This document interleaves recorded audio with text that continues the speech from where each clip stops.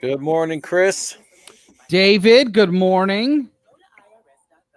How are you? you? I'm good, man. Good. How are you? I'm good. We have, we got a lot of stuff to talk about today. There's a lot of stuff going on today. Ooh, lots to talk about. Yep.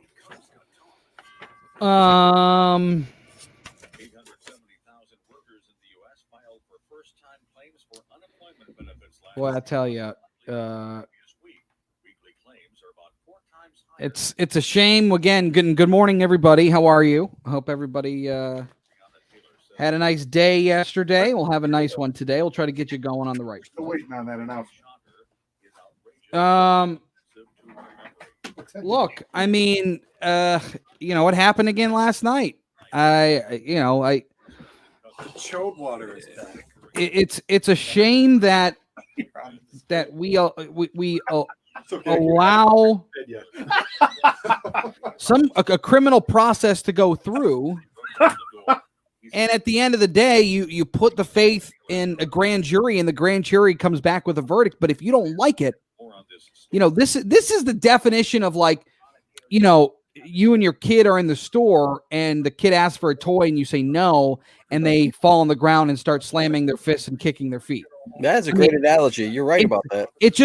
I just don't understand. And I look, Daniel Cameron, the AG of the state of Kentucky, when he said mob rule, it should not be the way.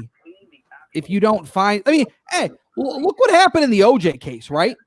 I mean, that was a pretty clear-cut and dry case.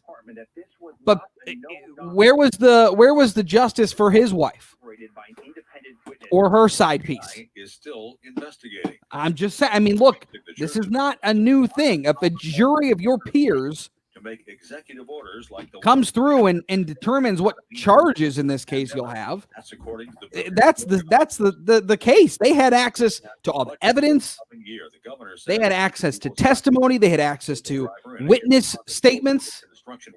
What? I don't understand the outrage, I guess. Look, no, that's not true.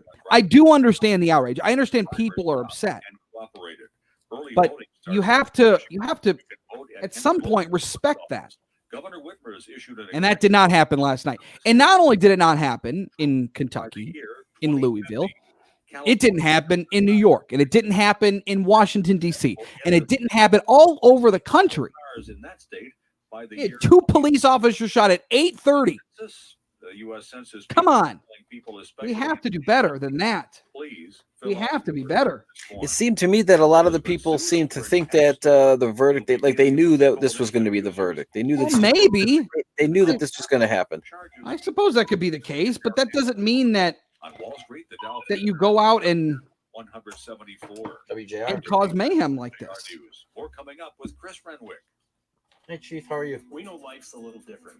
It's been a while Chris since Renwick we had filling a in for professional Frank today, haircut, okay? and it's been way too long since we had a reservation for Chris, dinner. yeah, his producer But right Chris. now, He's doing the we show need a today. little different, because different is a good All right, thing. hang tight. We'll get you When right you're on ready after to get off the the commercial sidewalk break and here, onto okay? a trail, get out of the kiddie All right, pool thank and you. into a river kayak, or just experience something different, we'll be ready. We hope to see you soon in Michigan's Great Lakes. Hey, here we region. come. Life Stand is by. just a little different. Tune in Sunday at noon to hear hosts Ken Osawala and Dean Barber of America's Wealth Management Show, where you'll learn how to preserve, protect, and grow your wealth. The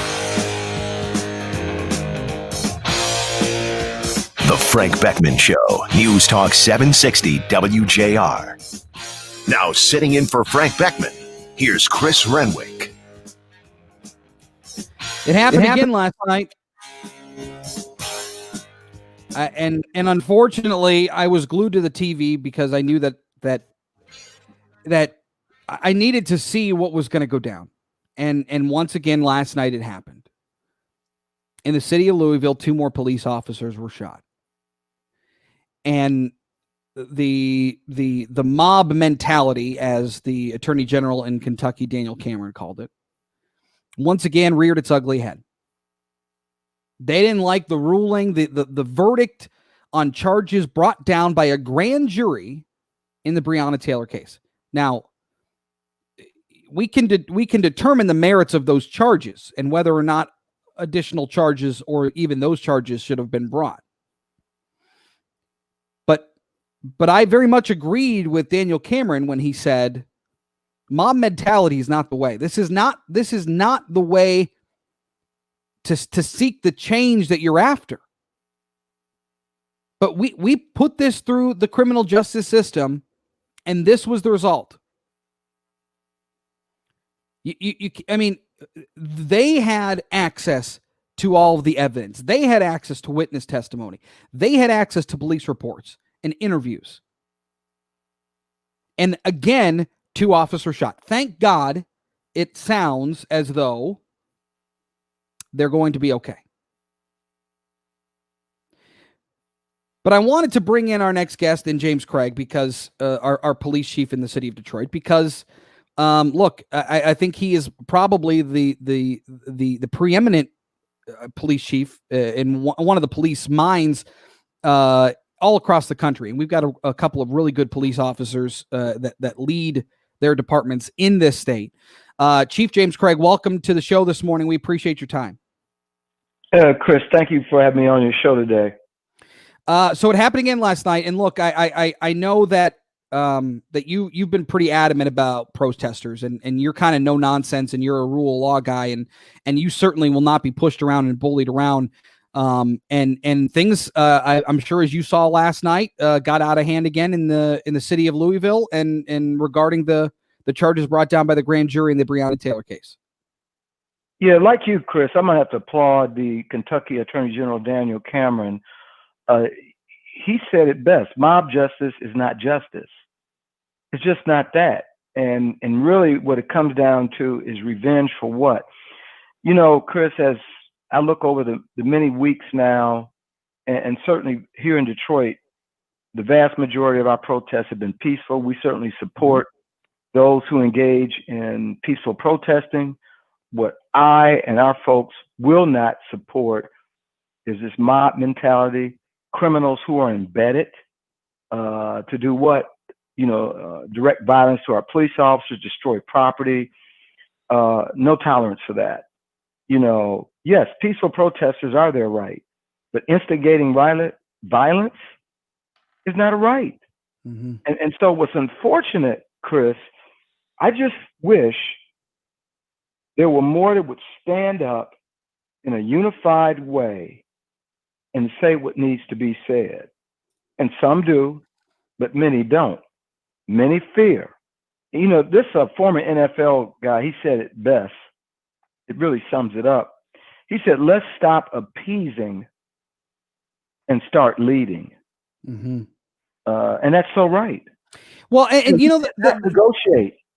The thing that I respect so much about you and the way that you handled protest, at least in your city, in the city of Detroit, and in our city, is that if there's something going on that they are breaking the law, or if they're doing something that they shouldn't be doing, I don't care color, creed, nationality, none of it matters. If you're doing something that's breaking the law, you will be held accountable in the city of Detroit. And I watched last night, I watched people in without the cover of darkness, right? Because the city officials there issued a curfew, and obviously that was not adhered to. But I saw in broad daylight people going to restaurants and just flipping over tables, making a mess, breaking things. I mean, there was no fear of ramification. There was no worry that they were going to get in trouble. And I just thought, I'm so thankful that kind of stuff, if it does happen in the city of Detroit, they won't skate with it. They'll be held accountable here. They absolutely will be held accountable. And I'll tell you, Chris, they hide behind this narrative of peaceful protesters. We even have elected leaders at the government level. Here, I'll say it, Rashida Tlaib. And what does she say? These are peaceful protesters. There's a city council member. These are peaceful protesters. Many are. But let's talk about the individuals, the criminals who engage in violence. We don't ever want to talk about that. Right. And that's shameful. That is shameful because in the 100+ days, we have certainly respected the right of people to peaceful protest, which is evident by the fact that we only had 6 instances where we had to use appropriate force. But they would have you believe that all of the protests were peaceful. There was never any violence. There were no such things as lasers, railroad spikes, and it's a lie. And I'll tell you what's masterful by this group that's embedded is they will create a narrative that's totally false. Totally false narrative. Even when you think about Breonna Taylor, and it's certainly tragic. I mean, I echo the words of the AG in Kentucky. It is tragic. But what we don't address is the fact that when those officers, which they did, because the narrative that was put out there, this was a no-knock warrant, it just stormed into the house. We now know that there was a knock in what they call in Kentucky, a knock-in announcement. A knock-in announcement. When the officers went in, they were met with gunfire. And they responded to that threat. And they were not charged because it was deemed a lawful use of force. Yeah. And Chief, I only have another minute here left. And look, I know you don't want to get into politics. I know that's not your bag. You're a police officer, and you are a American police officer. Exactly. You are American police officer. Yeah, and you lead that department so admirably. And I just want to Roop Raj did an interview with Donald Trump at the White House, and your name got brought up, and he had effusive praise for you and talked about what an excellent job you're doing. I know you don't necessarily care for the politics of it, but it's got to feel good that that somebody recognizes the job that you do here in the city of Detroit. And I tell you, I'm humbled and deeply appreciative of the president's comments. He is our sitting president. That was his assessment. He didn't have to say that. And so, yes, I'm deeply appreciative, but I'm more appreciative of the fact that it's a recognition for the Detroit Police Department and the fine work that the men and women of our department are doing each and every day. That's my view of it. And I'm appreciative of it. You didn't send him that $20 bill to say it? You didn't? That wasn't... I saw it, and I thought it was a great feather in your hat. Because you deserve it, and we appreciate everything you do in keeping our city intact, unlike some others around the country. Chief James Craig here on the Frank Beckmann Show. We appreciate your time as always. All right, thank you, Chris. Appreciate you. Yep. All right, there he is, Chief James Craig here on the Frank Beckmann Show. All right, 9:14, off to the roadways we go with Dana Clark. This report is sponsored by T-Mobile for Business. T-Mobile Business Advantage. Right now, get up to 90 days of unlimited free on business plans when you switch. Stop by for details. Plus taxes and fees. Complete port within 60 days. Customers over 50 gigabytes per month have lower speeds during congestion. Video at 480p unlimited on our network. See T-Mobile.com for details. Clear. Now, WJR Weather First from the Weather Channel, sponsored by North Bloomfield Properties. If you're looking for a place to call home, let North Bloomfield Properties find the best place for you and your family. They also provide pre-screened quality tenants to their property owners. They love to match good people to good homes. Contact them today, northbloomfield.com. Looking at more dry pavement over the next few days. Temperature staying above average by almost 10 degrees. Some clouds comfortable this morning. A few clouds this afternoon near 80. Overnight tonight, 55. Suburbs down into the upper 40s in spots. Sunshine tomorrow near 80. Saturday, cloud sun 81. Dry Sunday, upper 70s. From the Weather Channel, I'm meteorologist Ray Stidgick on News Talk 760 WJR. This year, Michigan businesses have had to adapt, and the Michigan Economic Development was right there alongside them, helping to connect businesses to new resources, meet new partners, and access the additional capital they needed right from the start. If your business needs support to reach its new potential. All right. Good morning, everybody. Let's see here. Contact us today for customized business Bill, good morning. Mark, good morning to you. Patrick, Kenneth Walker fired one shot, which hit his target. 3 officers fired over 25 shots, and none hit the intended target. 6 hit an innocent bystander. How are there not negligent homicide charges? Well, again, that's apparently not what the grand jury saw. The initial reports of a no-knock warrant turned out to be false. turned out to be they announced, and they went in. When they went in, they were fired upon. When they went in, police officer was shot in the thigh and they returned fire. Yes, that's exactly right. Now, I don't know how, I don't know what police, how many shots they thought were fired at them. Again, that's not privy to me. The officer charged firing into a neighboring apartment. They ruled that the officers returned fire after they were shot at. It's kind of a no-brainer. No offense to the victim's family. Well, yeah, sure. And look, I'm not saying that it's not a tragedy. It's an absolute tragedy what happened to Breonna Taylor.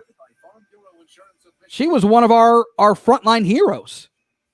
Are you ready for what's next? It's an absolute tragedy. A tragedy. Shortages, power outages, grocery stores closed. I mean, Patrick, I don't know that the number of shots that didn't hit their intended target matters, really. I mean, they were being fired at. I don't know what how many officers they thought were being fired at, or how many shots were fired at them. I want to come back with the Daniel the Daniel Cameron cut, please. Richie wants to come back with the Daniel Cameron cut. I think cut 9, the Daniel Cameron cut. The charges, yeah. Coming back? I know we've got one more.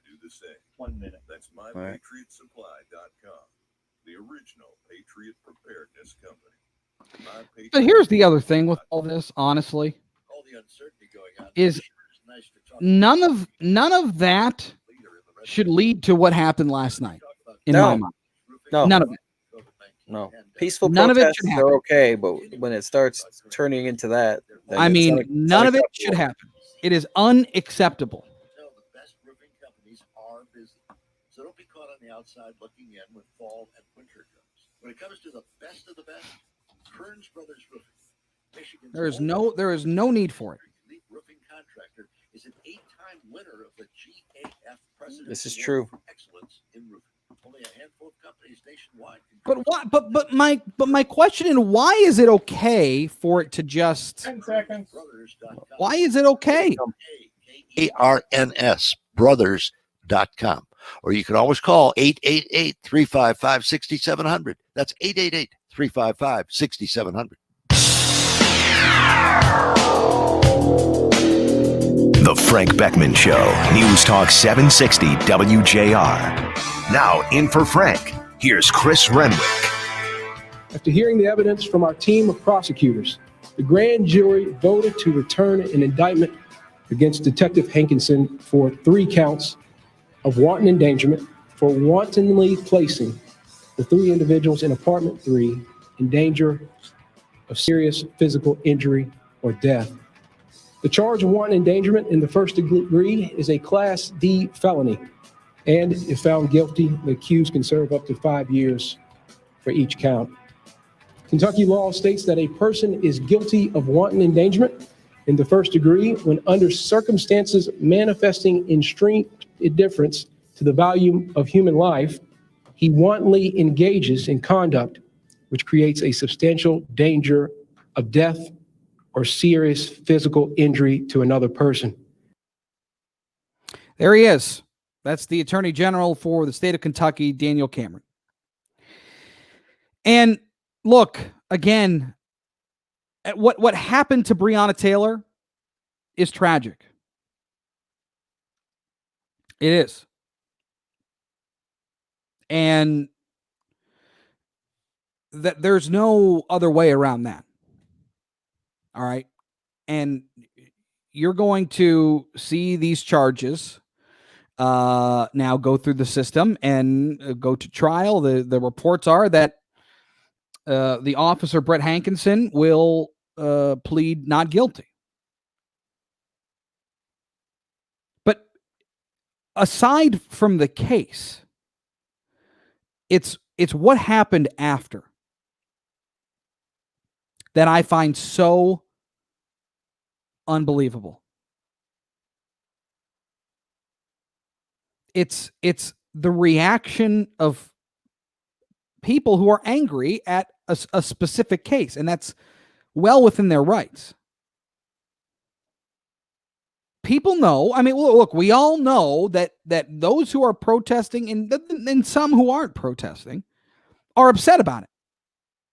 And that's fine. You can absolutely be upset about it. But understand, throwing a tantrum is not the way to go. Chief James Craig said it. Daniel Cameron down in Kentucky said it. Mob justice is not justice. Why are we burning down our cities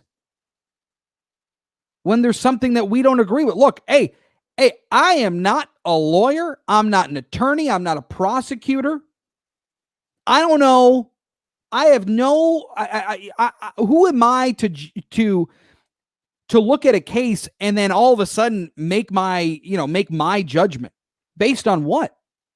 What am I going off of? No, that's why we have professionals that handle that.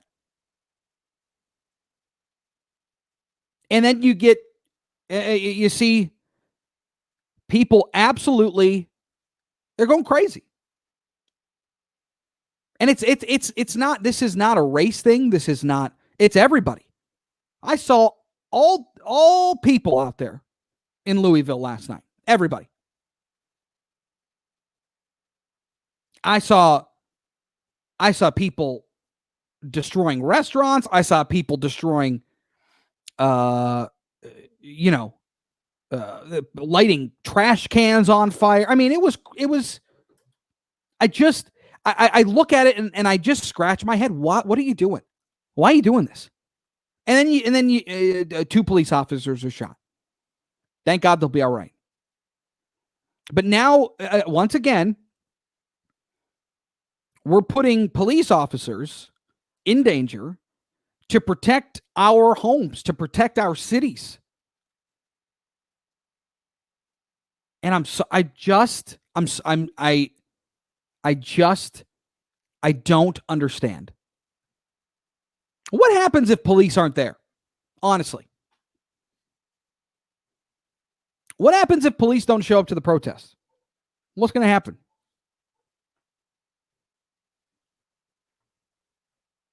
I mean, legitimately, what would happen to Louisville? What would happen to the city of Louisville if the Louisville Police Department didn't show up? Anybody? I mean, you would have, it would be, Louisville would be burned to the ground. This is not, okay, this is not an acceptable way to voice your grievances. And there were plenty of peaceful protesters. Plenty. But why can't we hold people accountable who need to be held accountable? If you're destroying property, if you're looting, if you're an opportunist, and you're just out there to cause mayhem because you can, why is that? Why are we allowing that? Then you got, again, protests out in Portland, because that seems to be a place where people just like to go crazy. And people throwing Molotov cocktails at police, rocks, bricks, the whole 9 yards. Why is this okay? Can somebody tell me why this is okay? Why are we allowing this? I'm sorry. If anybody breaks the law, you're breaking the law. You should be held accountable. You know, if I take Jake to Target and he wants something and I say no, he cries. He throws his hands in the air. It's a big to-do. That's exactly what this is. I don't like what happened. I'm going to go out and light things on fire. Again, no repercussions for it, apparently. What's going to happen? You may not even get arrested. This is a very slippery slope that we are going down. And these communities really need to be careful, because what happens when somebody just goes, guys, you know, and the DOJ has already kind of said it. If you are willfully allowing this to happen, if you're allowing this to go on and doing, you know, essentially nothing to stop it, we can't help you. We can't help you. I mean, look at the city of Detroit. James Craig has handled this really, really well. We don't have any grand issues here. People will go out and protest, and they can do that. I just have an issue in people doing illegal things and not being held accountable. I don't know about you. And maybe that's a controversial statement. I don't, it shouldn't be. 800-859-0957, 800-859-0WJR.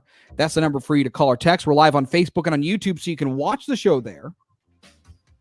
On the other side, we'll take more of your phone calls and text. That's coming up next. But first, off to the roadways with Dana Clark. This report is sponsored by T-Mobile for Business. T-Mobile Business Advantage. Get up to 90 days of unlimited free on business plans via bill credits when you switch, plus taxes and fees. Stop by for details. Over 50 gigabytes per month have lower speeds during congestion. Video at 480p. See T-Mobile.com. Accident in Livonia Middlebelt at Linden. That incident is accident in the intersection. Please avoid the area. Police are on the scene. Seeing construction in Hazel Park, 8 Mile eastbound at 75. That right lane is closed today until 3 p.m. Now, WJR Weather First from the Weather Channel, sponsored by Gordon Chevrolet. Gordon Chevrolet, pull ahead your lease and take advantage of zero interest for up to 84 months or sign and drive lease program. End of the month deals. Open special hours is Saturday 9 to 3. Gordon Chevrolet on Ford Road, just west of Merriman in Garden City. GordonChevrolet.com. Gordon Chevrolet, find new roads. Some clouds, more sunshine later this afternoon, a high of 80. Tonight, clear skies, your low 55. Sunshine, 61 degrees. I'm Dana Clark, WJR News with Dick Hafner in 2 minutes. My cares about the people that call Warren, Michigan their home. Warren Mayor Jim Fouts announced. Chris, are you familiar with the television show Cake Boss? Yes. Buddy the cake guy. Yes, Buddy Valastro, I think is Valastro. I don't know how you pronounce it. Anyway. All right, whatever you like. Anyway, so he got into he had an accident. A terrible accident that happened to him, and I feel that this accident could have been avoided.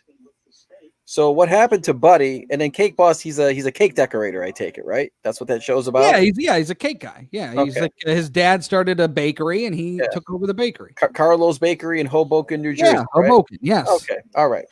So I may have been there. I don't know. I may have been to the cake place. Yeah. Apparently, Buddy has a bowling alley in his house. Okay. Okay, so that makes sense. So he's bowling with his kids, whatever. Okay. And the pin setter had a malfunction. Oh no! So Buddy goes to try to fix the pin setter in his house at the bowling alley in his house, and his hand gets stuck in the pin setter and gets impaled 3 times by this metal rod that's as he was trying to fix it. So his 2 sons had to come and impaled where? In his hand. He stuck his hand in the pin setter. All the way through? Yes, all the way through. So this three times? 3 times, yes. So his sons had to come with a circular saw and cut his hand from the, cut out the rod so he could get his hand out of the pin setter. And he's now in the hospital 2 surgeries later, and he's going to have to go through rehab and all this stuff. And they're worried that he might not get full motion, and that's his dominant hand. Now I'm thinking to myself as I'm reading this story. First of all, I feel very sorry for him. Second of all, being a former bowler, I would like to have a bowling alley in my house. Sure. But third, if you're like rich and you've got a bowling alley in your house and you're famous, why aren't you having somebody to maintain that? Why are you doing that yourself? When you work with your hands, why are you going and trying to fix the pin setter, in which he said was a really easy fix normally? But this time his hand got stuck in there. Wow. That's wild. I'm thinking to myself, Can't you just have? I mean, you've got all this stuff, aren't you? Don't you have somebody to do that for you? I don't know. Maybe I I'm mean, wrong. maybe I don't know. Maybe he's got a bowling alley guy. Obviously not if he's going to fix it himself. Maybe he thought it was just a easy read. Maybe he's done it before and everything's He did say that. He did say that. He said, all right, well, there you go. He said that usually it's an easy fix, but this time he got his hand stuck in there, and the metal rod impaled the hand slowly. It just kept on going slowly, and 3 times. Oh God! Was his hand stuck? Like he couldn't get it out? Yes, his hand got stuck in the cage mechanism of the pin setter. Oh my God, that's brutal. Yes, it was a malfunction, and it got repeated. And he said that it was. He said, after his hand became lodged and compressed inside the unit, unable to remove his hand, he could see the 1.5-inch metal rod slowly, repeatedly impale his hand 3 times between his ring finger and middle finger. Oh my God! And then he posted a picture on Instagram of. I posted a picture of his in the hospital with his hand up like this. Ah, look at Jim. Good one, Jim. What does Jim say? Could have spared him a lot of pain. You see what he did there? Very good. Very good. See what he did? That was a good one, Jim. Well done. Very good. Yes. Yes. That was pretty good. Let's see. Patrick, no offense meant, Chris, but you make it sound like Louisville looked like Kenosha. There were over 100 arrests. That's, okay. But the fact that you're comparing it to another place is my point. Just because we shouldn't allow this to happen anywhere. Hey. Anywhere. The restaurant, the whole thing. I mean, it was a mess. Put it down. We shouldn't. We should not be okay with that. That should not be. This should not be a norm. That's the problem. Says they have collected more than 500,000 signatures to revoke the governor's emergency powers and place the issue before the legislature. The group says the proposed law will take away. Oh, Mark Gardner. Good one, Mark. Plus he got pinned. Yes. Plus he got pinned. He got pinned. See, why aren't you thinking of this? You're the bowling guy. Yeah, but I'm not. Listen, I'm not in the game anymore. Yeah, this guy's in the Hall of Fame. I'm retired. What do you mean you're retired? What did you? Were you a pro? No, I just retired. I'm retired. I'm retired for bowling. I just sub every once in a while now. I accomplished everything I was going to accomplish in bowling. Well, I mean, isn't a perfect game the pinnacle? Like there's no better yeah. Well, I mean, Patrick, he wasn't having a ball. No, he wasn't. No. That's pretty good. Wow, you guys are good. That's good. That is good. Yeah. I like that. Oh, hey, I'm going to text you. We do have a guest coming up at 9:48. Okay. We also got our guest at 10:35 was confirmed too. Okay. Now he has spare time to work on his game. Yes, and hopefully his business doesn't go into the gutter now. There you go. Hey. Rim shot. Good one. Leslie, 3 strikes and he's out. That's correct. He got impaled 3 times. Correct.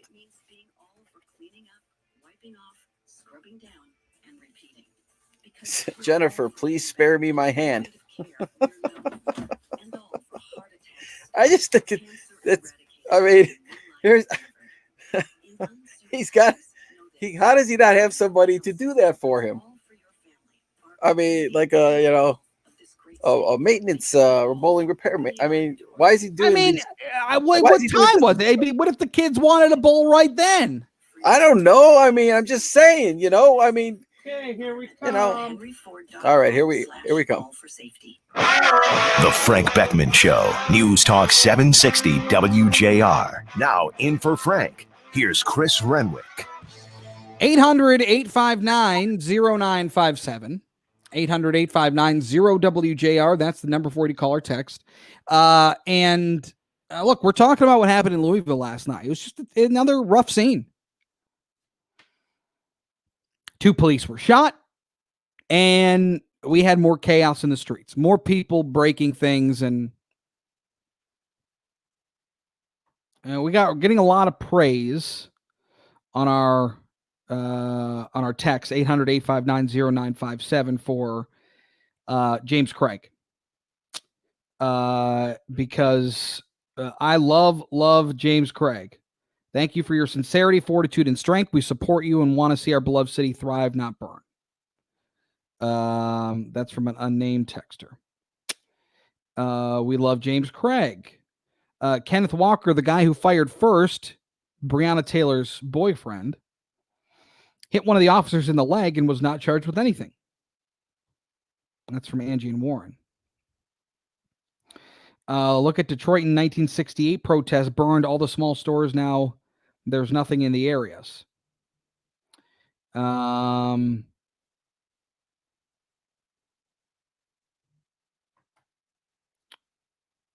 Chris, the scary part of peaceful protests is that if you try to defend your property yourself, you are the one arrested, i.e.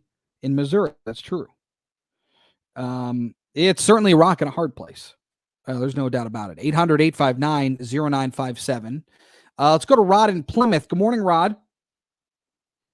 Things to say is Chief Craig, he's great, but it's the people of Detroit that were protesting is why he looks as good as he does the last 20 years of Angel Night, for instance, during this time of Halloween, even though we're not going to have a Halloween this year. It's the people. That is why Detroit's not burning down. There's still plenty to be burned down. But here's what I called for, Chris. Well, no, and Rod, hey, I just want to address that. I think you're right. I mean, I think you're absolutely right. I mean, the people of Detroit. Now, there have been people that have come in that are not there for proper reasons, that aren't there to just protest. But it's because of James Craig that those things don't get out of hand. And that's his job. Absolutely. He is commendable. But Chris, total ignorance usually creates the same results over and over again, just like we're seeing with more and more riots. And considering the evidence of a police conspiracy, where's the evidence to support the original warrant? There were no drugs, and even an oversight committee is looking into untrue statements that obtained the warrant. But here's why I really called, because maybe it's all right. Hold on. We'll get to your point in a second, but I think that's an important point to address as well. Do I think that there was some shoddy police work done here? I do. In the Breonna Taylor case. I do believe that there was some shoddy police work. I do believe, because from what I've seen, these three officers that went to the apartment weren't even involved in the actual investigation that was taking place. They weren't involved in the warrant gathering process. They were sent in as like backup, essentially. Now, they went in to the wrong place. It sounds like the information that they received was bad information. So at the end of the day, was there shoddy police work? I do believe that. But does that change the outcome of what happened? That's the question. Well, and a grand jury says no. And that's my point about a grand jury. Maybe it's time for a Breonna Taylor Grand Jury Reform Act, because people don't believe grand juries. Chris, a full grand jury anonymity needs to be reformed so that they can reveal all the evidence to the public, the ethnicity of the grand jury and the occupation of the jurors, and redact their names only. Whether it's black or white incidents, grand juries should not be apt to full anonymity. All right, and I'm okay with that. But again, as we stand today, that's not the way it is. And so we're changing it. And that's fine. And that's why people protest. Okay, and I am totally understanding of that. I'm in I don't necessarily disagree with you, but the point is that's not the way it is, and it's not just protest. I mean, if it were just protest, there would be no issues. But we have 2 police officers shot last night. I mean, it goes way beyond just protest. That's a different issue than what I'm talking about right now. Right. We don't want to take it to that. We don't want there to be protests of violence in the streets. If people had the truth, if the citizens had the full truth, all the evidence on time, we wouldn't have incidents like that. That would suppress more violence. And that's why I said when I initially called, Chris, total ignorance usually creates the same results over and over again. And that's what ignorance is. Ignoring the facts, ignoring solutions, ignoring what works. Well, Chris, and thanks. I got you. Thank you for the call, Rod. 800-859-0957. Let's go to Bev on a cell. Good morning, Bev. I'm going to make my own statement, but I wanted to say something about this guy just saying about he's ignoring the fact that the protest being violent. Nobody's having a problem with the people protesting. No. It's the violence. He acted like almost like that was okay or that's what's going to come of this. No, that should never come of this. You know, years ago, my dad was stopped. They thought there was some big robbery and his car was similar and the shotguns were facing my father. He had to get out of the car. I was a kid with his hands up. We were on the freeway. It was scary, but you know what? It's what this guy did shooting through the door. What I was going to say is about you saying the word tragic. The tragedy is that people don't sit down with their children anymore like my parents did with us and say, who you hang with is very important. It puts you in harm's way if you're involved in a car theft or if you're involved with somebody with drugs. You are now putting yourself at risk. It's like choices now that people make are just like, well, that's irrelevant. That it's like it's now irrelevant that, well, so what if she hung with this guy that was involved with drug dealing? Well, that's not the point. It is the point. It is the point. You don't put yourself in harm's way if you want to live to be an old age and all, because I'm sorry. It can make a difference. All right, Bev, I appreciate the call. I'm up against it. Look, but I don't think that any of those things should directly lead to her death. I mean, I don't believe that because her boyfriend was involved in some sort of drug activity that she should be murdered in her house. I mean, I don't think that's the case.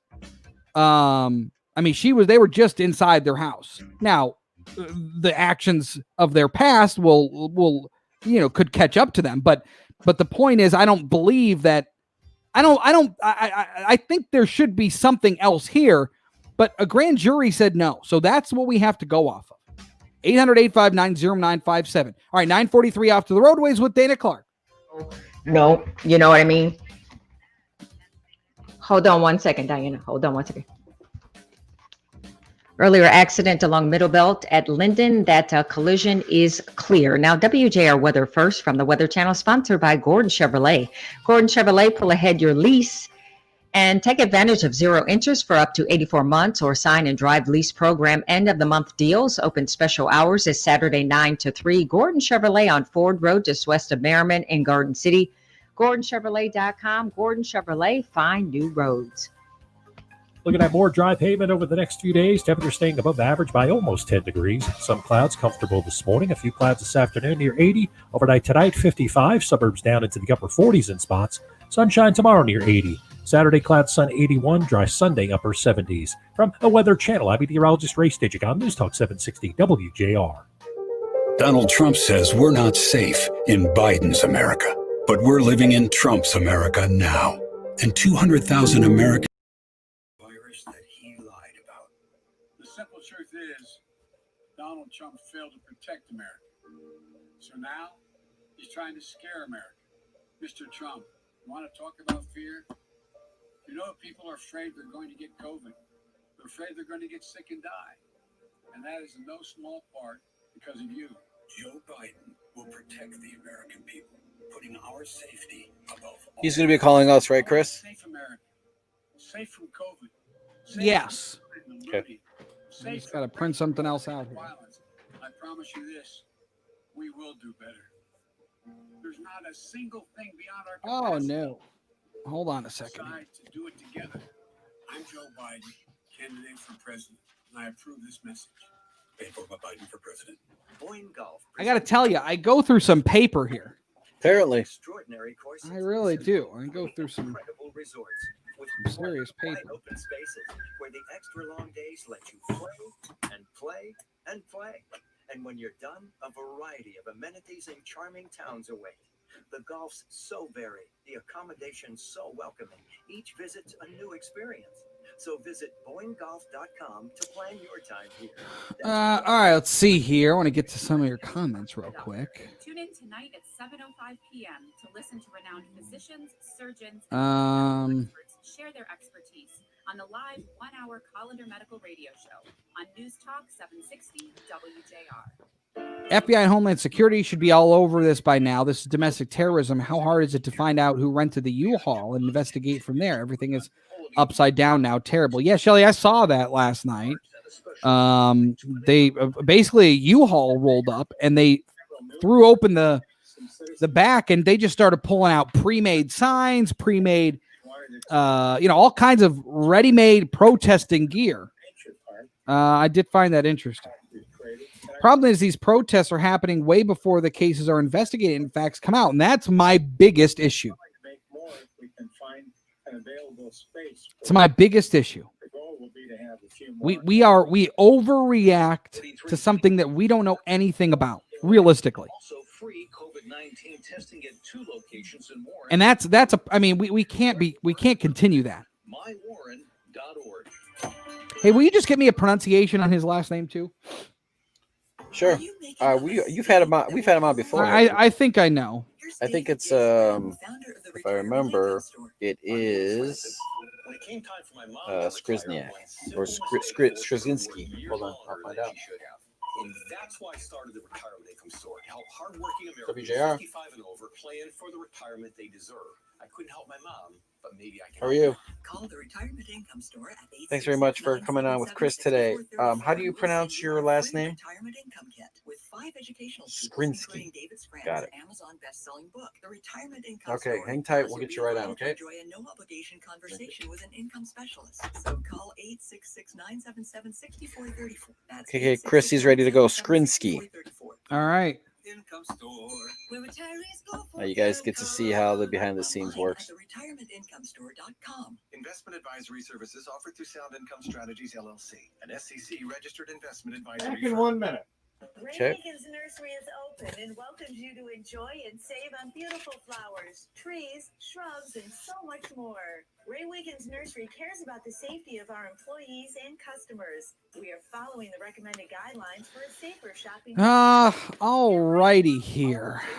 A lot of controversy over this no-knock warrant. All 1, 2, and 3 gallon size perennials are 20. Well, it technically was a no-knock warrant, but they did knock and announce themselves. They decided to knock. Is what, yeah, from what I understood. Right. Yeah, even though they had the no-knock warrant, right? Right. Savings on so much more. All right, coming back. Be sure to visit our website at Nursery.com for safety details and this week's specials. Remember, for the best quality, selection, value, and service, buy direct from the nursery. Ray Wiggins Nursery, since 1941. In Macomb Township, on Romeo Plank Road, we make it worth the drive.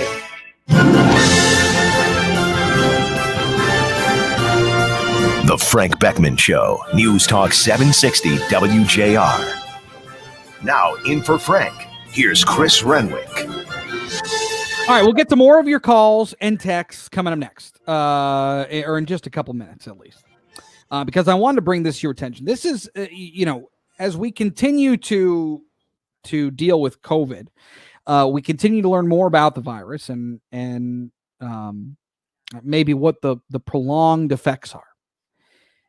But there's still a lot we really don't know. And I had heard Dr. Fauci talking, I believe it was yesterday, in something he referred to as long haulers. Long haulers are those who contracted the virus and are still, even after shaking it, like they don't have it anymore, but they're still dealing with these lingering issues. And it sometimes can go on for weeks and weeks after. So I really needed to get some information on this. So we turned to our friends at Beaumont, and very happy to welcome in Justin Skrzynski, internal medicine doctor at Beaumont, to help give us some information. Doc, good morning to you. Good morning. So we heard this term for the first time, I believe yesterday, the first time I had heard it at least, where these COVID, those who have recovered from the virus are still dealing with these symptoms, whatever they are, some lasting symptoms, and referred to as long haulers. What have you heard about this? Have you actually seen patients that would fall under this category? Yeah, so I think he definitely coined a phrase there, and we'll probably be hearing a lot more of that. But It's absolutely true. We're seeing people weeks, even months out from this illness, complaining of chronic illnesses. The big things that we're seeing involve fatigue, muscle ache, weakness, shortness of breath. These are the things that we see lingering for a long time after the infection seems to be resolved. I think we've obviously learned a lot more about this virus since February, but this seems to be something that is stumping even our medical experts at the top in Washington D.C. Dr. Fauci, Dr. Birx. It seems to be stumping them even where they talk about, look, we've got a pretty good handle on this now, but this is something that we don't know. We're still not unsure in how the virus will affect the body even after it leaves. Absolutely. And the bottom line is it's simply just too early to say. So, we have a pretty good handle on the disease course of coronavirus over a week, a couple weeks, a month even. We've definitely learned a tremendous amount since things began. But it's simply too early to say what the 6 month, what the 1 year, what the 2 year consequences of this virus might be. And, additional things are coming to light as we go. What are some of the symptoms you've seen in some of the patients that you've seen that would maybe fall under this category? Have they had, like you mentioned, body aches, and would they have prolonged fevers? Would they have any sort of gastrointestinal issues? What are they dealing with? Yeah, so it seems that things like the fever and the low oxygen, that sort of thing, those seem to subside more once the actual acute phase of things goes away. So after the actual virus is purged out of the body, and after you kind of go through that initial disease course, those things seem to improve. But yeah, it's just what we call deconditioning. So people end up very, very weakened from this. People report confusion for even weeks or months out from this. So confusion, disorientation, memory issues, fatigue is also a huge one. So not even just kind of the physical weakness, but kind of lack of energy, sleepiness. And again, whether that has to do just with people just being very sick for a period of time, which we can certainly see from other illnesses, but it does seem disproportionate to coronavirus. So what are the treatments for a lot of these things that these lingering issues that people are dealing with? What are you doing for them to help them out? Is that prescription medication? Is it just rest? What is it? Yeah, unfortunately, there's not a heck of a lot that we can do for those. Things like fatigue and weakness. Physical therapy is a big one. These people are having very long courses of physical rehab. But also in terms of the things that we, land people back into the hospital. So our patients that, let's say, have compromised lungs after COVID, they're more prone to have, things like pneumonias, or patients with COPD, asthma. They're coming back with those things being triggered as well, because again, they're coming out of the hospital with more weakened lungs. It seems to me that at least the medical community looks at this virus as, as soon as you learn something, or as soon as you maybe have a grasp on one part of this virus, something else pops up. I mean, have you been surprised at some of our steps along the way to this point? Have you been surprised at some of the things that you've seen that maybe you didn't expect to hear about or didn't expect to read about? Have you been surprised in its, I guess, evolution? Yeah. I mean, I think that, it's this entire exercise has been one that's been rolling with the punches. You think about other diseases that we treat, even infectious diseases that we've known about for hundreds of years. So, we have it. I think that, knowing about this disease for less than a year now is incredibly new, especially in terms of the medical literature.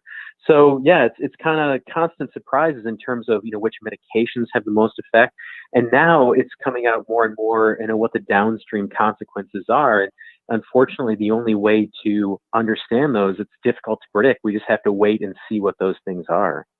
Wait and see. It's a good approach at this point, but long haulers appears to be a thing, and like you mentioned, I think it's a good point. It's a phrase that we're probably going to start hearing more about. Dr. Justin Skrinsky, internal medicine doctor at Beaumont Hospital. We appreciate your time and making yourself available to us always. Thank you. My pleasure. Take care. All right, there he is, Dr. Skrinsky at Beaumont, with this new piece of information that we're getting on people who have recovered from COVID. Long haulers who continue to deal with information. I want to squeeze in a call real quick. Let's go to Ray in Mount Clemens. Ray's been holding. Ray, good morning. Good morning. Consequences for your actions. Very, very interesting conversation. Your own words were your willingness to allow this to happen. Yeah. Now, I want to talk about Bron Tyler. She willfully allowed it. Breonna Taylor. Brianna, I'm sorry, I pronounced it wrong. Yeah, no, that's okay. I just want to make sure I'm with you. She did willfully allow her boyfriend to do what he was doing in her apartment. I'm sure she was a nice person because she had to have a job and everything to get the apartment to begin with. Sure. But consequences for your actions. You can't have it both ways. I mean, you should be equally appalled at her for allowing it to happen to herself. Not that she had it coming to her, but no. Like I said, there's consequences to your actions, and you can't tell me she didn't know what was going on, and she didn't get a ring or a piece of jewelry or a dress or some flowers. Ray, I have no idea what she knew or didn't know, or if she had gotten. I can't speculate on that. I have no information to back that up. But, she was in her apartment when she was shot. That's what we do know. Her boyfriend shot at police first, and now a grand jury has come down with the charge for a police officer. 3 charges for a police officer in that case. 800-859-0957. Thank you, Ray. 800-859-0WJR. 957 off to the roadways with Dana Clark. 96 eastbound at Novi Road. Accident is blocking that right shoulder. Construction today in Roseville. 696 westbound between Gratiot and Groesbeck. 2 lanes are closed. Left 2 lanes shut down until 3 p.m. on Monday. Now, WJR weather first from the Weather Channel, sponsored by Reamer Floors. Introducing Karastan waterproof luxury vinyl floors, now in stock at Reamer Floors. Luxury vinyl floors by Karastan are better than nature intended. Shop from home at reamerfloors.com or shop in store by appointment at Reamer Floors and Bloomfield Hills. Sunshine, 62 degrees, going up to a nice, comfortable 80 degrees today. We are expecting clear skies tonight, low 55. I'm Dana Clark, WJR News with Dick Hafner in 2 minutes. Are you ready for what's next? It's likely coming. More food shortages, power outages, grocery stores closed, social unrest. Ask yourself, do you have enough food and supplies on hand to last at least 30 days? Most Americans do not. But you can. Avoid the panic of the last-minute rush. Order emergency food today from mypatriotsupply.com. Starvation or dependency on the government are your only alternatives. Have you heard about this scam called the brushing scam? I have. Emergency food supply with meals. Go ahead. Tell us what it is. It's a company creates an online account with a random person's address, ships the products to the address, and then uses the account to post fake online reviews praising the products. Yeah, they were thinking that when all of those seeds were going to people's houses from China, that's kind of what that was, like a brushing scam. Yeah, so there's a guy in Arizona who keeps on getting random Amazon packages. He's from where? From Amazon. He's getting Amazon with his address on it. He orders a couple hundred items a year from Amazon, but he started getting stuff. He's a retired tugboat captain, and he started getting stuff that he did not order. So I've never heard somebody as a retired tugboat captain. Yes. I didn't even know you could retire from that job. That's He's great. a retired tugboat captain. Good for him. The first thing that came that he did not order was a vibrating massager. Then a second one came. Then climbing rope and gloves, and then an inflatable green alien costume for Halloween. So he was wondering what was going on. What? It was kind of bizarre. He was getting all this weird stuff. So kind of bizarre. Yeah. So he went and he went to the call for action at the Arizona Republic for help. And after researching the case, there was good news and bad news. The good news is he didn't have to pay for any of the merchandise and he got to keep it all. The bad news was he was most likely the victim of the brushing scam. Wow. Crazy. We even have elected Yeah. leaders at the government level. So interesting. I'll say it. I've never heard of this.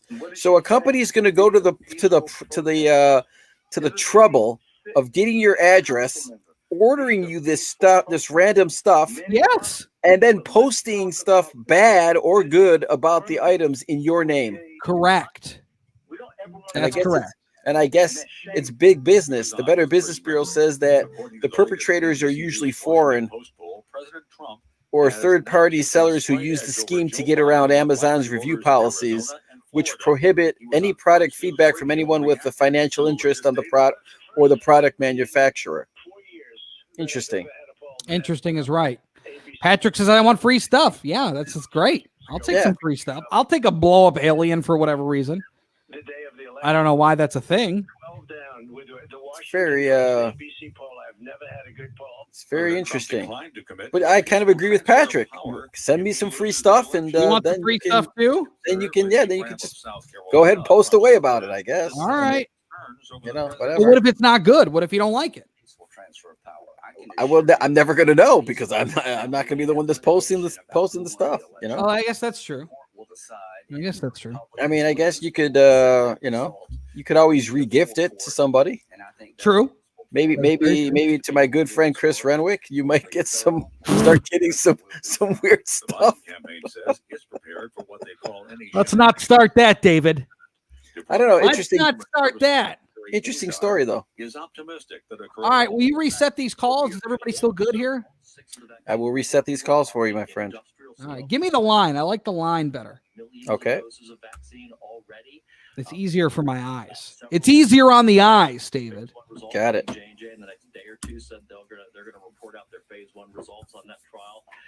I will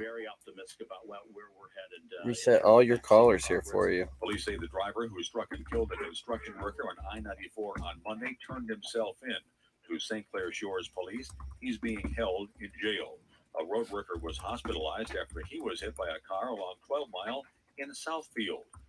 He'll be okay. The driver stopped to help. Governor Whitmer issued an executive order aimed at making Michigan's economy carbon neutral by the year 2050. Whitmer's statement said that climate change is directly impacting public health, environment, the economy, and families, with communities of color and low-income Michiganders, she says, suffering disproportionately. Thank you. That's very nice of you. Today in Michigan, you can vote in person at any local clerk's office. Clerks have ballots. Voters can fill them out, turn them in, and leave.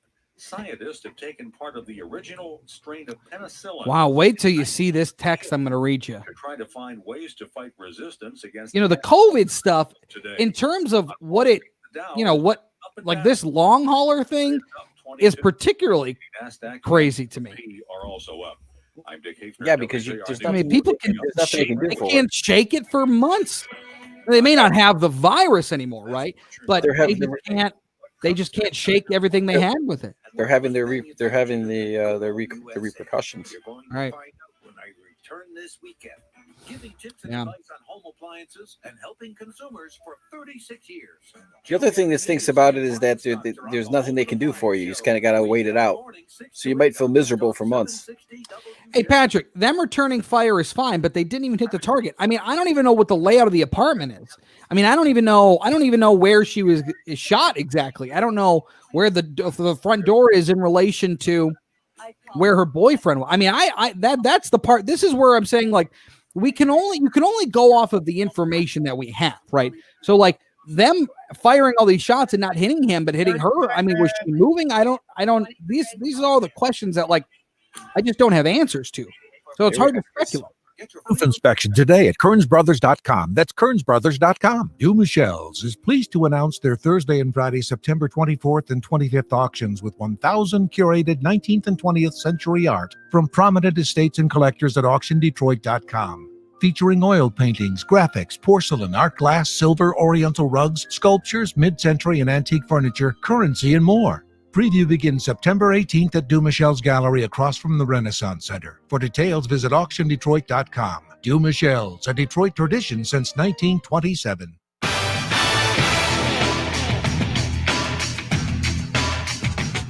Now sitting in for Frank Beckmann, here's Chris Renwick. And look, I want to make this clear. Breonna Taylor didn't deserve, she didn't deserve this. This was not like a killing where somebody can say, oh, well, no. I won't go there. But we only have a limited information of what that we, the public, know. And at first, you've got organizations out there that say this was a no-knock warrant. They just busted in and started shooting. Well, come to find out that's not the case. We were misled in the information that was put out there by certain organizations. So when we're getting faulty information, people get angry over information that is just factually inaccurate. The facts are they did have a no-knock warrant, but they went to the house and announced themselves that they were there. They've got witness testimony. That's part of what the grand jury heard. When nobody answered the door, they broke in. Now, Breonna Taylor's boyfriend thought somebody was breaking into his house, he said, after initially saying that they did announce themselves. But he shot once, hit an officer in the leg.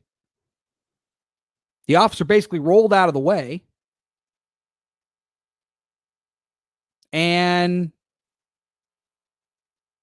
shots then proceeded to be fired, striking Breonna Taylor, killing her. So again, the situation it's a tragedy. It is. This is not how it was supposed to happen. But we can't allow ourselves, at least here at this station, we can't allow ourselves to get ahead over our skis. We only can go on off of the information that we have, the information that's available to the public. This whole thing with COVID, though, these long haulers, I had seen that, some people who contracted the virus, had some sort of lingering condition somehow. Whether it was, could be as simple as a headache, or could be as serious as, they still had a really hard time breathing after the fact. This is from an unnamed texter. Chris, I was a long hauler. I got COVID in March. Got rid of it in 2 weeks, but have suffered with fatigue, fever, pains, and shortness of breath in waves until early September. And now I'm back to 90%. My goodness. I mean, this is a real deal. This is a real thing. Now, of course, it's not going to impact everybody like this, but it will impact some people. 800-859-0957, 800-859-0WJR. Let's go to Jerry in Detroit. Jerry, what's up? Jerry? Yeah, I'm still there. How's it going? Hey, what's up, man? I want to talk about two things related to this case, and I hope you give me as much time as you had some of the white callers, and they are white, are they not? Jerry, come on. Jerry, come on. This has nothing to do with... What do you want to say, Jerry?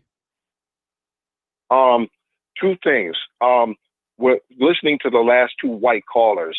There's a tendency among defenders of racist cops, and that is to blame the victim for their own death and impugn the character of that victim. And I also want to talk about, if you have time, the grand jury system that keeps letting these racist cops off time and time again. First, the reaction to responding to some of the white callers. First, I think the tendency of those who defend racist cops is to basically try to smear and besmirch and basically impugn the character of the victim as if somehow they're to blame for their own death. Because if, they're basically saying the white cops didn't kill Breonna Taylor. Breonna Taylor killed Breonna Taylor.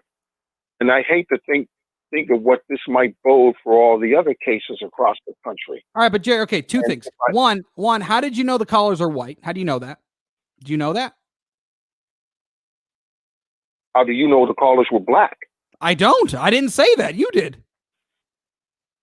Because they're judging by the way they try and because most defenders of racist police violence, I'm not saying all, but the majority of them tend to be white. Are they not, Chris? I don't know that, Jerry. I don't know that. And I don't know how you judge somebody's race based on their voice. I'm not there. Yeah, but I think they are. And okay, well, fine, but that has no bearing on how long we talk to people. I don't pick and choose of who I talk to based on their race. It's not how this works here. Now, I'll say this: I don't agree with the people that essentially, because Breonna Taylor's boyfriend was into the drug game, that it's her fault. It is not her fault. She did not deserve to die in her apartment. That was not meant to happen. Now, in terms of a grand jury, Jerry, in terms of a grand jury, this is what they came up with.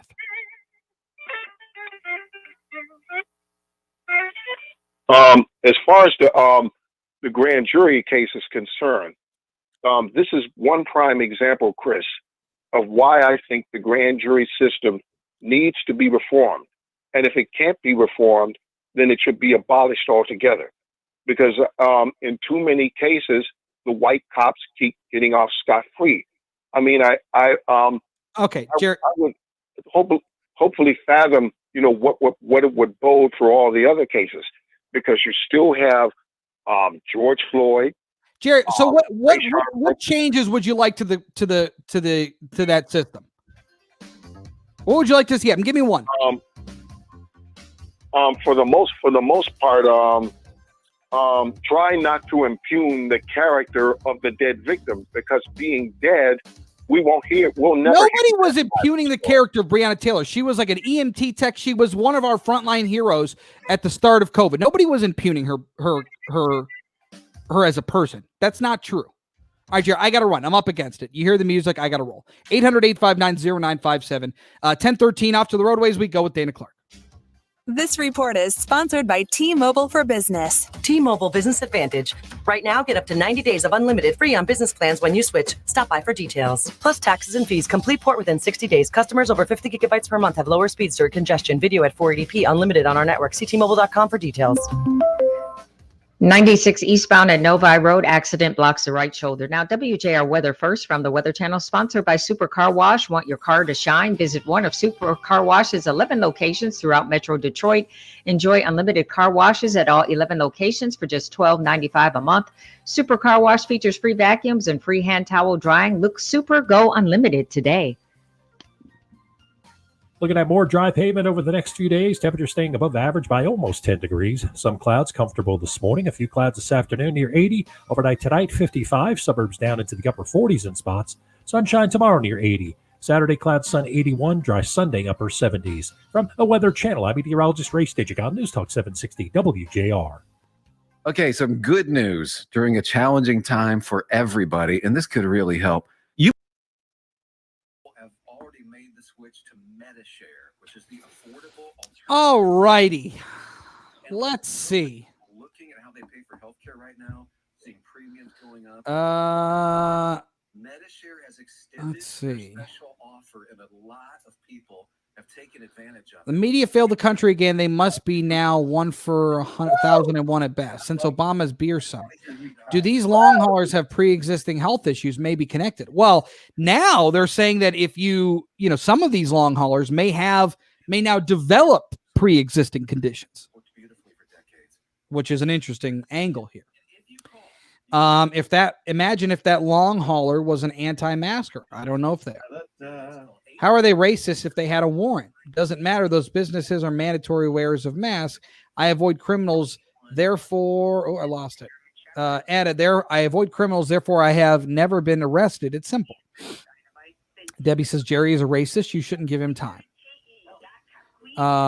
Jerry always has interesting comments, which are pretty much one-sided. Yeah, I'd say so. The internet said so it must be true, Jerry. I mean, look, here's the thing. I appreciate Jerry because he is coming from a very specific one side, and there is no gray area for Jerry. But I am interested to hear what Jerry says, because it's a small look into what's, there are people out there that feel this way. And so I think we should hear him out. I don't agree with Jerry almost 99.8% of the time. Like, I don't know how you boil somebody's race down to their voice. That's not something that I even think to do. Carol, yeah, I don't know. Hold on. She let a felon use her apartment as an address, but that led to most of this problem. The cops were knocking for 5 minutes too. Witnesses confirmed. Yes, that's true. I mean, look, again, I'm not going to blame her. What happened to her didn't deserve to happen. She didn't deserve that. I don't care who she aligns herself with. She didn't deserve to be shot to death. All right, that needs to be clear. Yeah, Bev was definitely a little bit of that. Sure. There was a little bit of that going on, but we're not gonna do that. We're not allowing that to happen. Again, same thing with Jer there. Same thing. Jerry can have his say, and we'll give him some time. But also to suggest that, like, I give a white collar, this is nonsense. Jerry knows it. That's fine. Exceptional. We have hundreds to choose from, and the one you want is waiting for you at a price you can afford and ready for immediate delivery. And Parkway is also offering exclusive savings on a new Jeep Compass and Grand Cherokee, plus big savings on the new Chrysler Pacifica Hybrid. And Parkway offers more trade-in cash, $2,000 more, the appraised value, plus an extra $2,000. And Parkway will buy your vehicle even if we don't sell you a new one. So see George, and he'll buy it for cash. Parkway's Early Out program gets you out of any lease with a $3,000 or less payoff, no problem. And our showroom's completely sanitized hourly for your safety. Stop in, call, or go online and make an appointment for a VIP showing. Parkway Chrysler Dodge Jeep Ram on Hall Road in Clinton Township. To show up, sign up, and ride. Open Saturday 10 to 3. See dealer for details at parkwaycpj.com 24/7.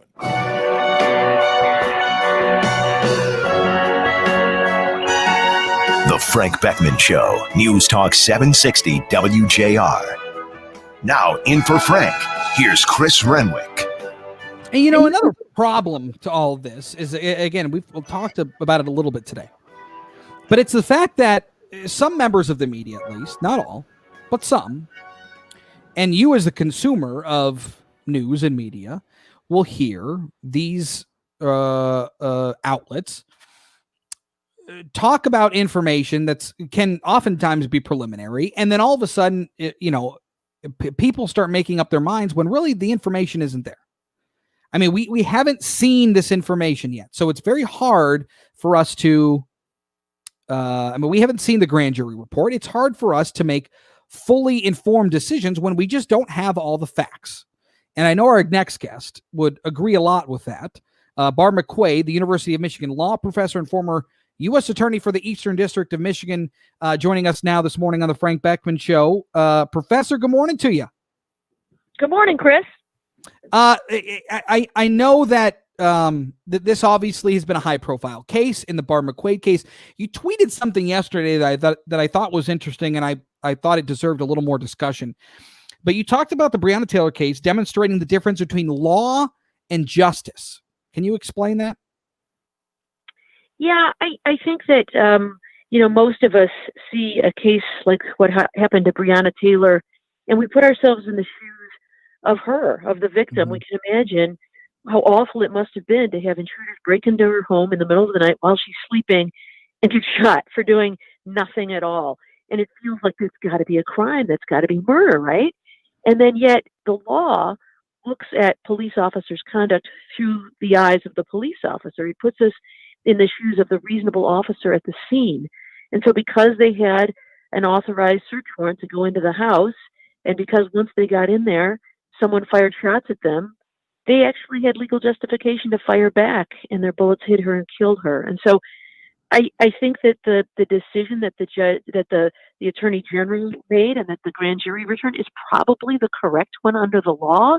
And yet it leaves us feeling that some gross miscarriage of justice has occurred here when this life was lost and no one's being charged with a crime. In my former office at the U.S. Attorney's Office, when we would discuss cases like this, we would sometimes say, this is one of these cases that's awful but lawful. The law, the criminal law, just doesn't always provide a satisfying response in every case. And I think that's why people are feeling so much anger and frustration this morning in response. Now, this officer who will be facing these 3 charges, reports indicate that he's going to plead not guilty, but these are up to 5 years for each count. I mean, if he is convicted of these charges, I believe manslaughter is a maximum of 10 years. So he could actually end up doing more time if convicted of these charges of wanton endangerment. And can you talk about the crime of wanton endangerment and what that is? Sure. So this officer was actually not one of the officers who shot Breonna Taylor. He fired shots from outside into a window and through a door into her apartment. And those bullets actually went into the neighboring apartment. So he isn't charged with wantonly endangering Breonna Taylor. He is charged with wantonly endangering a couple and their 5-year-old child who were living in the apartment next door, because he fired bullets that went into their apartment. And he did so in violation of the police department's policies about you must have a line of sight before you can fire shots. He fired into doors and windows. And so wanton disregard really means a reckless disregard for life. If you fire a gun and you don't know what you're aiming at, there's a very good chance you could hit somebody and kill somebody. So it's that criminal level of recklessness that he's charged with. Those are each, as you said, punishable by 5 years. So he could face 15 years. And that seems appropriate. I think the part that people are concerned about are the other 2 officers who did fire the shots, that one of which killed Breonna Taylor. There's no charges for those officers. And one of the challenges is the law looks only at the moment that the officer makes the decision to fire the shots. And I think it does not keep in mind some of the things they did that are perhaps not the most professional police practices that led them up to that moment. Mm-hmm. Executing a search warrant in the middle of the night. When I worked in the federal system, we almost never did that unless there was some operational reason that required it. We typically executed search warrants at 7 a.m., light of day, when a person was first waking up, so that you could get them before they left, for the day, get them into custody and search the premises, and you'd have all day daylight to conduct the work. There's some confusion about that they knocked and announced, but used a battering ram. They didn't wait for the door to be opened. They're just inviting, I think, confusion at best and fear, terror, and a response at worst when you break down somebody's door in the middle of the night. And so, but the law says we don't look at all of those things, that, they're, even if their misconduct sort of set the table, so to speak, for this tragic incident that occurred a few moments later, we just look at their decision in the moment. And when someone's firing at you, you typically have a right to fire back. And so it just leaves with this really tragic outcome that feels really unsatisfying. Yeah, and I think that's a good point, because again, according to reports that I've seen, these 3 officers weren't actually involved in the gathering of the warrant and in the process of the investigation that they were investigating this alleged drug case. So these officers, as I understand it, were kind of called in as backup, and it sounded like, again, I'm not a police officer and I don't know every facet of the law, but it seems to me that there was a bit of a gap in terms of, was this really a quality police work? Was it shoddy police work? Was there something that was left basically that could have been done that may have prohibited this or may have stopped this from happening? But on the other side of all of this, of course, is now the grand jury ruling on just the charge for the 3 charges for this one particular officer. There's been a lot of discussion on whether or not that grand jury report and the information and the evidence that was presented to them will be released to the public. What's the precedent for that? And could we actually end up seeing that happening? Well, I don't know all the nuances of Kentucky law, but typically, no. Typically, information that's presented to a grand jury as such does not become public. The way the public learns about a case is at a trial. And so if the officer who was charged with wanton endangerment goes to trial, that would be the time that we would learn about all the facts about his conduct and all of the things that happened that night. I think we probably got the best description we're going to get for now from the press conference that the Attorney General conducted yesterday, where he described some of the facts. But even he has to be careful because, of course, the officer has a right to a fair trial. And so it could be that sharing facts publicly contained a potential jury pool that might prejudge the evidence against him. So it may not be until a trial, or if he enters a guilty plea, at that point they would, during his plea hearing, discuss the facts that occurred, and at his sentencing in some detail, the facts that occurred. But ordinarily, grand juries don't issue reports about the results of their findings. I think in some instances, in some jurisdictions, there is a possibility of seeing a grand jury report. I just don't know if that happens in Kentucky. But typically in the federal system, it does not. You cannot get a report. You get charges or declination. Yeah. Interesting stuff. Barb McQuaid, thank you so much for taking some time with us and making yourself available. We always appreciate it greatly. You bet, Chris. Thanks for having me. There she is, Barbara Quaid, University of Michigan, law professor and former U.S. attorney for the Eastern District of Michigan, helping us break down the situation with the grand jury and everything surrounding the Breonna Taylor case down in Louisville. All right, 10:26. More to come on the Frank Beckmann Show. We'll get to more of your calls and your texts on the other side of Dick Hafner's news. And, of course, Dana Clark's traffic update here on WJR. This report is sponsored by T-Mobile for Business. T-Mobile Business Advantage. Get up to 90 days of unlimited free on business plans via bill credits when you switch, plus taxes and fees. Stop by for details. Over 50 gigabytes per month have lower speeds during congestion. Video at 480p. See T-Mobile.com. Traffic first sponsored by the Restore Wellness Center. The Restore Wellness Center will reduce the pain and scar tissue, improve blood flow, nerve function, and muscle stimulation. Call the state's best non-invasive laser therapy treatment centers today. Get your first treatment free. Call 800-935-5959 in Brighton, Shelby, and Bloomfield, or restorewellnesscenter.com. Earlier accident 96 eastbound at Novi Road is clear. Now, WJR Weather First from the Weather Channel, sponsored by the law firm of Victoria, Divorce and Family Law for Women Only. Family members and friends, pass this information on to your loved ones. Asset protection, best interest of the children. The conversation starts with the law firm of Victoria. Call 248-723-1600, victorialawfirm.com. Sunshine, 66 degrees, going to 80 today. Tonight, clear skies, 55. Sun again on Friday, and a high of 80. I'm Dana Clark, WJR News, with Dick Hafner in 2 minutes. Moose is the German Shepherd, now 11, and he's been an amazing dog. Active and so alert, and hasn't had any kind of health problems at all. He has a beautiful coat, and at 11, he'll still run and chase the ball. He has been on Dynamite since he's a puppy. Dynamite for life. Because if they're getting all their vitamins, micronutrients, microbials from the beginning, then you're not going to... So yesterday, Chris, you had said that you enjoyed the movie Caddyshack from the 80s. Oh, sure. Who didn't? You know that Bill Murray turned 70 a couple days ago. No, he did not. He did. Are you serious? 70? Yeah, 70. So, wow. So does that make you feel old? Can I tell you an interesting story about Bill Murray? Please. So as you know, I mean, you can see it kind of up there, right there. So that football helmet. Yeah. That's the Siena Heights Saints. So I do play-by-play for them. Okay. They're in the NAIA. So they're in Adrian. So they're kind of just, I guess, south. What are they? Southwest of Ann Arbor? Southeast of Ann Arbor. I don't know, whatever. But my point is, so they're famous for, so they're like a Catholic university. Yeah. So they're famous. They have something called the Adrian Dominican Sisters at Siena Heights University. And they're a very famous, like a group of nuns, basically. They're a very famous like group.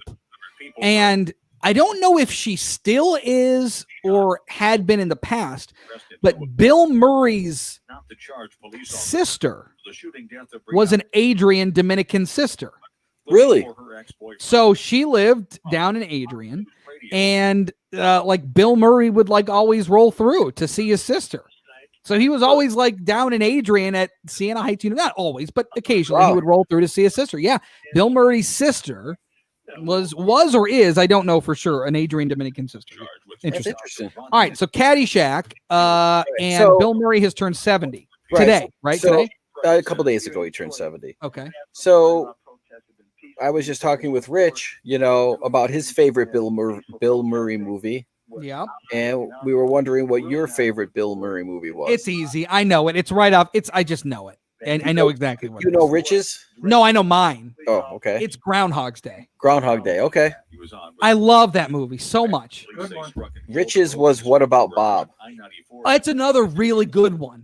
That could be my number 2. Now, Groundhog Day, what I love about that movie is he's literally doing the same thing every day. Like, it's the most repetitive movie of all time, but because he's such a fantastic actor and the writing is so excellent that he makes it fresh every single time. Every single time. Yeah, it's good. I like him. He's good. I like him in where he does these cameos in these movies that you don't expect to see him in, and he just shows up. Like what? What was that one? Zombieland. Stripes is a good one. He was in Zombieland? Yes, he was in Zombieland. Yeah. I would love to golf with Bill Murray. Oh yeah, for sure. Big time golfer. Yeah. Bill Murray, I would almost rather. Well, that's not true. I was going to say I'd almost rather golf with Bill Murray than Tiger Woods, but that's not accurate. I have a friend outside of Tiger Woods. I'd rather golf with Bill Murray than John Daly. I have a friend who, if he had the opportunity to golf with Tiger Woods, he would not take advantage of it because he would be afraid that Tiger would make fun of him because he would play so bad. I feel like I know who that friend is. I don't know. You don't know him. Oh, I don't know. Okay. No. I was going to guess. And the thing about it is Bill MF Murray. Hello. It is the dumbest take ever. To not take advantage of being able to golf with Tiger Woods. I wouldn't care. I wouldn't care if he made fun of me at all. No, of course not. The governor could not veto WJR. The governor has said she will sign a budget, Hey, Mark, how are you? which has been passed by the state legislature.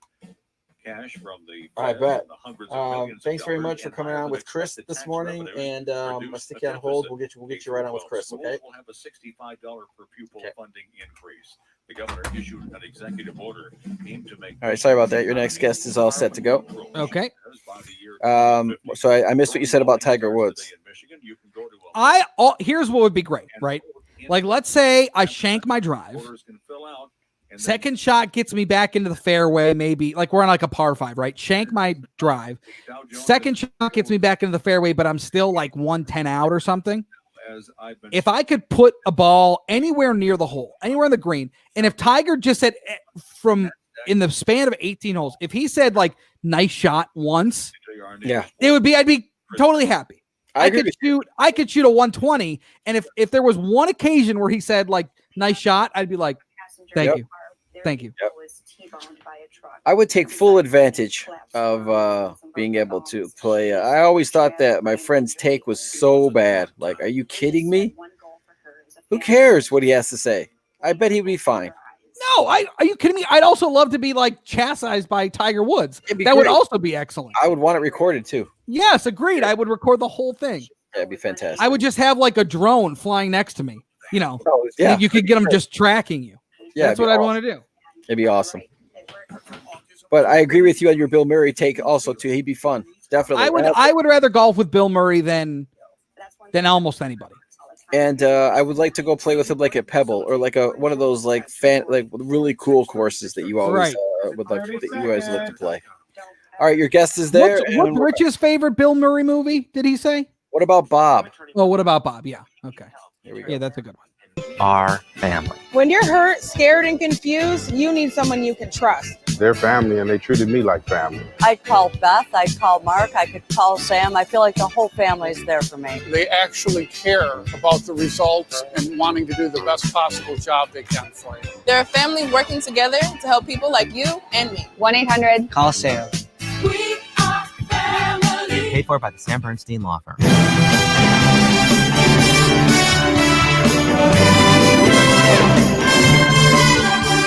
The Frank Beckmann Show, News Talk 760 WJR. Now, in for Frank, here's Chris Renwick. 800-859-0957, 800-859-0WJR, the number 40 caller text. We're also live on Facebook and on YouTube, so you can watch the show there. All right, fallout continuing in Louisville. from the announcement from the grand jury yesterday on the charges in connection to one Louisville police officer, Brett Hankinson, who was charged with 3 counts of wanton endangerment, could face up to 15 years if convicted of those charges. Reports indicate that he's going to plead not guilty, but we'll see how that holds up in a court of law. Now, we've been talking about the protests and the riots that had broken out in Louisville yesterday, and to help us get a better look about what had actually gone on and if the one night was it, or if they're gearing up for more in Louisville. Mark Meredith, our Fox News correspondent and WJR correspondent, now joins us here on the Frank Beckmann Show. Mark, good morning to you. And the things right now here in Louisville are much calmer this morning than they were last night. When I first got here, I was coming in from a different story. I think I was just blown away at what was happening on the streets here in Louisville. I was driving in, and while the streets were mostly empty of traffic, there were people everywhere, a lot of people with guns, people on both that were pro-police as well as Black Lives Matter demonstrators. And it was surreal to see outside of City Hall in downtown Louisville, which normally, pre-pandemic, is a happening place. Everybody would be out. There'd be bars, restaurants. It was shut down, Chris. And instead, what we saw were those protesters setting small fires, taunting the police. Police were not taking any chances this time either, Chris. I was amazed at how many, whether it was local police, National Guardsmen, that were out there. They had also kind of built this barricaded wall around the city using dump trucks. So even if you wanted to bring a car downtown, you weren't going to get anywhere close. What was, obviously we had 2 police officers shot. Were you in the area when that happened? I was. It was surreal because I was actually trying to get to my hotel because we were doing the morning show.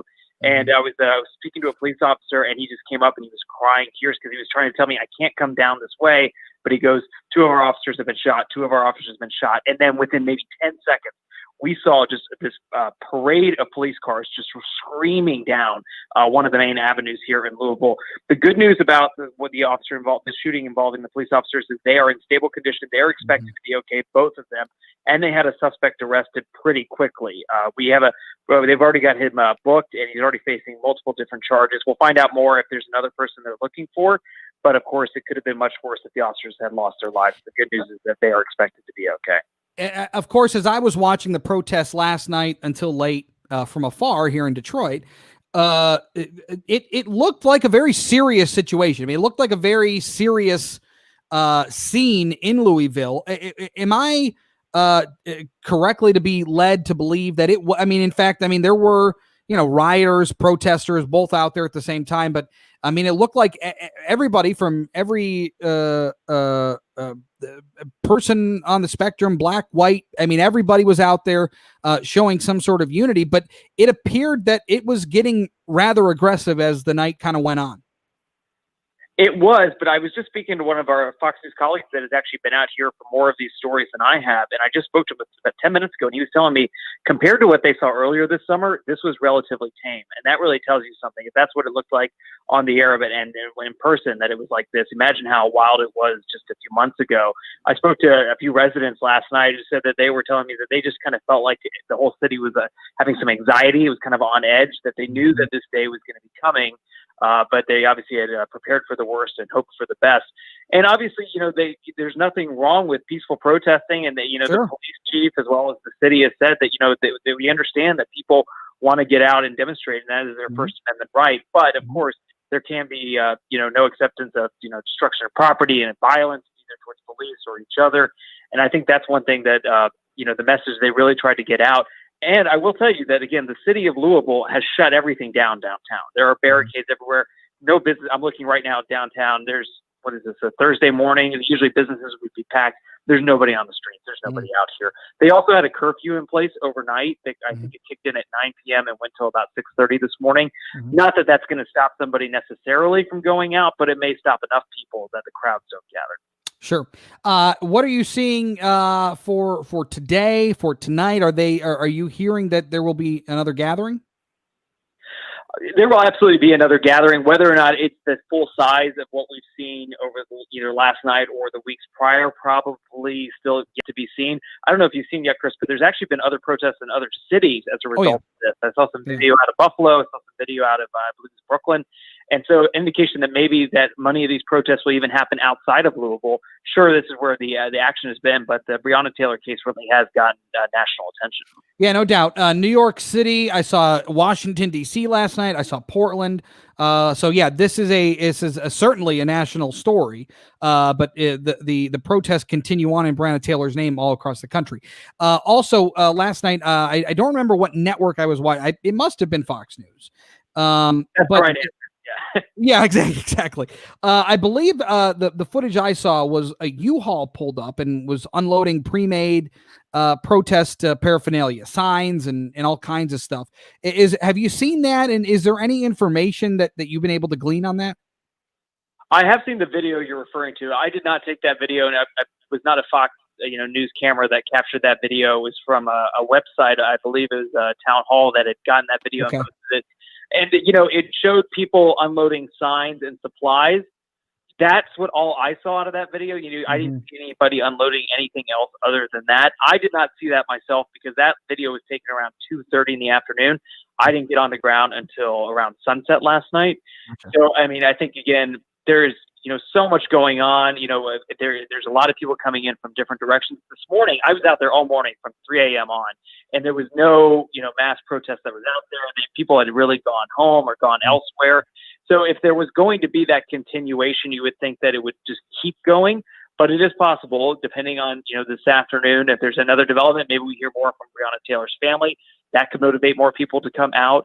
We got a statement from their lawyer yesterday, and they called, the decision outrageous, and it was just unfathomable to find out what the grand jury had decided. Yeah. All right. Good stuff, Mark. Thank you for the time. We appreciate it. Stay safe, and we'll catch up with you again soon. Sounds good. Thank you. All right, there he is, Mark Meredith of Fox News here on the Frank Beckmann Show. All right, 1042, 800-859-0957, 800-859-0WJR. We'll get your calls and your texts coming up next. But first, Dana Clark in traffic. This report is sponsored by T-Mobile for Business. T-Mobile Business Advantage. Get up to 90 days of unlimited free on business plans via bill credits when you switch, plus taxes and fees. Stop by for details. Over 50 gigabytes per month have lower speeds during congestion. Video at 480p. See T-Mobile.com. 96 westbound between Novi Road and Old Plank Road, seeing a right lane closed there for construction until 3 p.m. this afternoon. Also, construction along 696, but traffic first sponsored by Super Car Wash. Super Car Wash is all about making your car shine. For just $12.95 a month, you have unlimited access to all 11 Super Car Wash locations throughout Metro Detroit. Their free vacuums and free hand towel drying make Super Car Wash the best in the business. Look super. Go unlimited today. 696 westbound at Gratiot and Groesbeck, 2 lanes closed until 3 p.m. on Monday. Now, WJR Weather First from the Weather Channel. Sponsored by Operating Engineers 324. Operating Engineers 324 run the heavy equipment that's building Michigan's roads. Remember to slow down and pay attention in work zones for the workers' safety and yours. OE 324, we build, we operate, we maintain. Visit OE324.org. Looking at more dry pavement over the next few days. Temperature staying above average by almost 10 degrees. Some clouds comfortable this morning. A few clouds this afternoon near 80. Overnight tonight, 55. Suburbs down into the upper 40s in spots. Sunshine tomorrow near 80. Saturday, clouds, sun 81. Dry Sunday, upper 70s. From the Weather Channel, I'm meteorologist Ray Stitchik on News Talk 760 WJR. For most folks, a comfortable retirement requires steady. How can I maintain income once I stop working? The Retirement Income Store may be the solution for you. Sounds like it's kind of crazy down there in Louisville, Chris. Sure does. Yes, it does. Let's see. Oh yeah, people are digging the music there, Richard. Yes, people are liking your bumper music there, Rich. Oh, really? Oh yeah. Amazon best-selling book. Plus, you'll be invited to enjoy a free, no-obligation conversation with an income specialist. Call 866-976-9518. Rich appreciates the love. All right, let's see here. What other questions do you have for me today, David?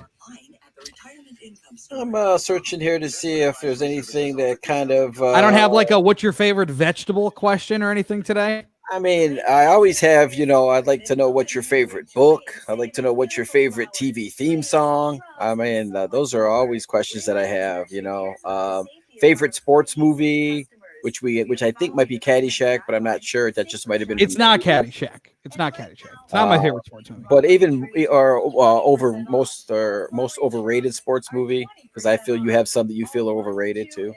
Oh yeah, like I think Rocky is entirely overrated. I know that's ridiculous. That's like that's un-American. It's not un-American. It's just not that great of a movie. That's un-American. Oh, no. It won the Oscar, but that's okay. I don't care. It's not that good of a movie. I think the acting is just subpar. Here's the thing: is they make all these, and then it's the same plot over and over again.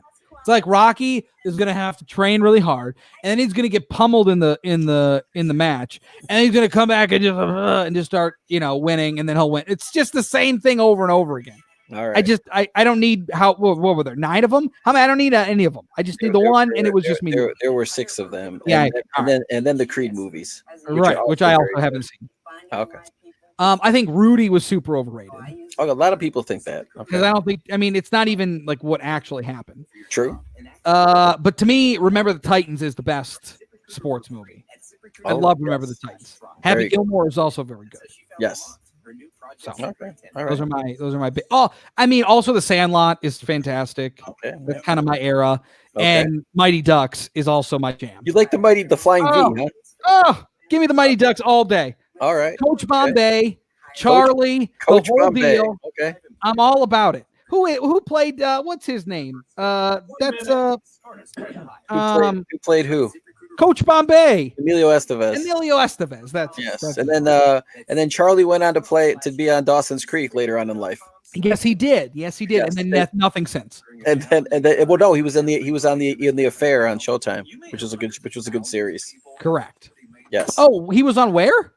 He was on a show called The Affair on Showtime, which just ended this series, which was really good too. Okay. But last book you read? My last favorite book I read was called Scar Tissue. Okay. And it was the autobiography of Anthony Kiedis, the lead singer of the Red Hot Chili Peppers. Oh, cool. Okay. So the drummer for the Red Hot Chili Peppers is from Michigan.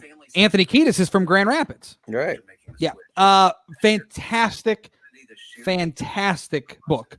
I really am not a big reader. I literally couldn't put that book down.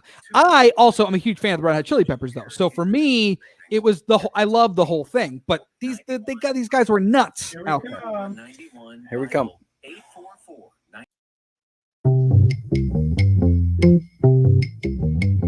The Frank Beckmann Show, News Talk 760 WJR. Now in for Frank, here's Chris Renwick. 800-859-0957, 800-859-0WJR, the number for you to call and text. All right, let's get back to the phone. Let's go to Matt in Dearborn. Good morning, Matthew. Letting me voice my opinion. You got it. Is a great way for us to protest peacefully, whether it be for or against your comments or your itinerary for the day. So I want to thank you for allowing me to voice my opinion. All right. My comment is I would like some reporter or somebody, and I don't know how they would do this in that environment, but pull out one of the protesters or the rioters and ask them if they were charged with a crime. Would they rather face the mob mentality, which is basically driven by the media's rush to put out a statement? Whether it's right or wrong, seems like the media wants to be the first to, they want to be first. They don't take the time to make it factual.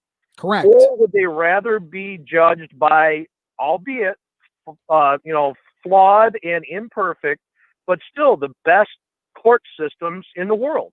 And I'll guarantee you that every one of those people is going to want to be judged by the courts, not by the mob, but they expect that, or they're thinking that the mob mentality is right and the courts are wrong.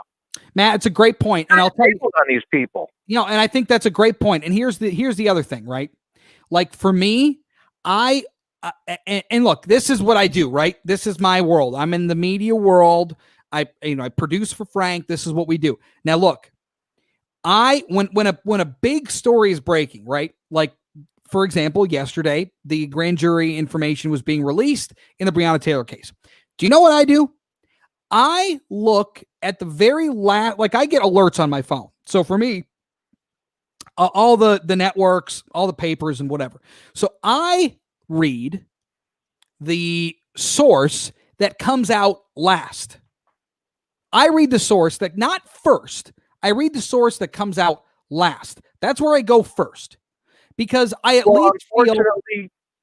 Unfortunately, you're not the general public. No. The I'm not. general public is lured in by what they're calling now clickbait. Correct. Well, of course. The same thing as before. Correct. Which was if it bleeds, it leads. Correct. The problem is that I don't know how many times during the day when I see an internet something pop up on the internet, I'm going, hey, you know what? That just doesn't sound right. And if you actually take the time to read the article, they place the actual correctness of that statement, or they actually dispute their own statement or headline in the article, but they bury it so far down in the article that most people don't take the time to read it, and it's done intentionally. Correct. And yeah. You know, and I don't want to broad brush, but in general, if the media would take the time to vet these headlines that they're putting out there, we wouldn't have as much riot in the streets as we would. Well, it's very possible. But I think I time for another point. I'd like to make a point where your gentleman mentions about the grand jury. The grand juries are kept secret, so those 16 to 23 jurors that are on that have the ability to make a judgment based on facts, not whether they're going to have peer pressure or worried about their houses being bombed or beat up or their family threatened. Yes. That's the reason why it's kept secret. Yes, and correct. Just because somebody is indicted in a grand jury doesn't mean that the following court cases are going to find him guilty. Well, and I think, Matt, and I appreciate the call. I got you, Matt. I appreciate the call. I got to run, but I'll tell you, I think you're exactly right, especially with the protesters. When you say pull somebody aside and ask them if they were in this situation, would you want this? Or would you want the court of public opinion to be absolutely tainted against you? Or would you rather go through the court system kind of under the radar? That's kind of what you want. 800-859-0957. Let's go to Detroit and talk to Lee. Good morning, Lee. Hi, good morning. Hey. I wanted to point out that I believe the people who are protesting are a little more thorough than you're giving them credit for, because they've seen this situation many, many times before where the government has some goal they want to accomplish. And in their rush to try to overachieve on this goal, some kind of corner is cut. And that's what the public is perceiving. So a no-knock warrant suddenly, after the fact, becomes a knock and announce warrant. And I want to call your attention to the great deal of work done to try to limit or eliminate liability for the city on this matter. So they're trying to take away the first shooter's ability to make that decision to shoot when people are barging into his apartment in the middle of the night, and he doesn't know if he's going to get any more chance to defend himself after the first few moments. People want to tar and feather this Brianna after the fact so that they can justify the police shooting. And I just want to call your attention to it's just such a bad idea for the police to be shooting into an area that probably is not adequately lighted.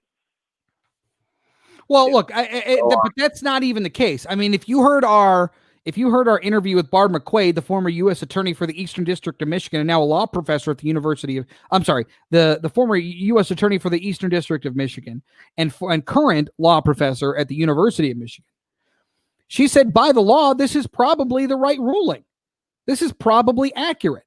They, according to the information that has been released, got to the house, knocked, alerted the people that alerted Breonna Taylor and her boyfriend that they were police.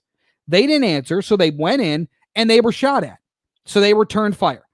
So Barb McQuaid, I want to point out to you how they're trying desperately to justify and cover up for a bad initial strategy. All right, the police got themselves into this situation just as the main crime we could find against Brianna is she had a boyfriend who was some reprehensible person who was apparently doing something wrong. But That's I've said the main crime was befriending this other person who did that. The police had a really bad strategy. They wanted to go in an unlighted area and have. Wait. Lee, how do you know that they had a bad? Lee, how do you know they had a bad strategy? How do you know what was their strategy? Do you know? I'm telling you, their strategy was attempt to overachieve on their goal, and they cut corners in the process. No, Lee. Okay, listen to this. What I'm trying to point out is that many times the governmental interests, what they claim they have an interest to do, the goal, the task at hand, meets some kind of problem being accomplished, and in their desire to try to accomplish the goal anyway, all these kind of excesses occur, like shooting innocent people. And all right, Lee, I appreciate the call. But you're making assumptions that you just don't know. You don't know what their plan was. You don't know what their plan was. How do you know that? Have you seen the information? Have you seen the evidence? You don't know what the plan was, and I don't know what you're talking about. Trying to fulfill a government or no. That's a little too tinfoil for me. Let's talk about the facts. Those aren't the facts.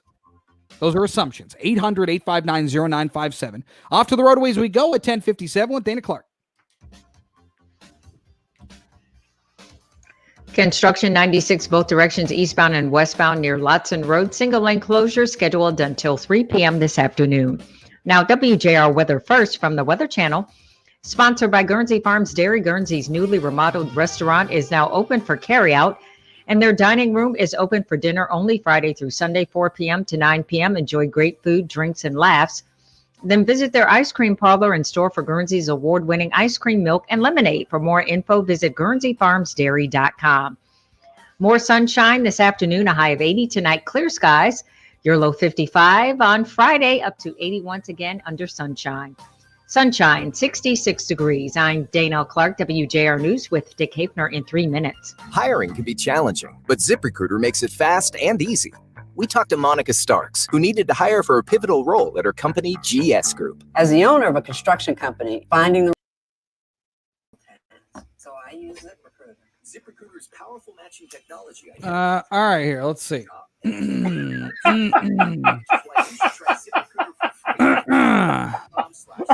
are you laughing at?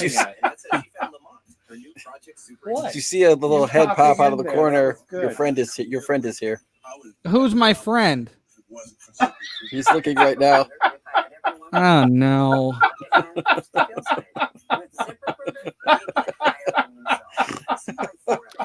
You'll have to tell Nick. Here's a little snort laugh. Here's also a little bit of inside baseball. Here, give those headphones to Nick Roddy. Give him to Nick Roddy real quick. He would like to speak with you. Oh. Nick Roddy, our executive producer of all of our Detroit broadcasts, or our Detroit Lions broadcasts. Nicholas. Nick and I went golfing the other day. I had texted Ken Brown yesterday during the Mitch Albom experience. Yes. And he said, I heard you went on a golf game. I heard you played a golf game. We did go on a golf game. We played a golf game. Did you know that? What kind of game did we play? We played a golf game. It was a golf game. You won. I did. Technically, I did win. Yeah. But it was a golf game. Yeah. He was jealous. He missed our game of golf. Is that what it was? Yeah. He was jealous? Yep. Okay. All right. So what else is going on? How are the Lions? We're going to win. I think we're going to win this Sunday. Off to the desert. Yeah. I think this is a big dub. This is last year rebounding from that tie. Patrick says hello, by the way. Say hello to Patrick. Hi, Patrick. This is a big weekend.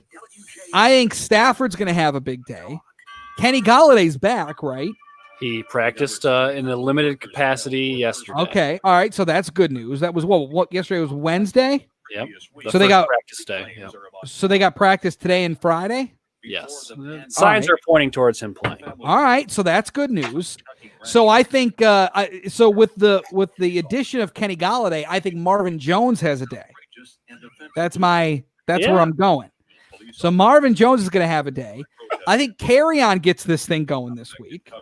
Carrion was pretty good against the Packers. I think Carrion gets this thing going this week. And I think the Packers go down to Arizona where they can never win for some reason. Where they seem to play every year for some reason. Where they seem to play every year, maybe twice a year. I'm not sure. And they're going to go get that dub. It's going to be tough, but they need it.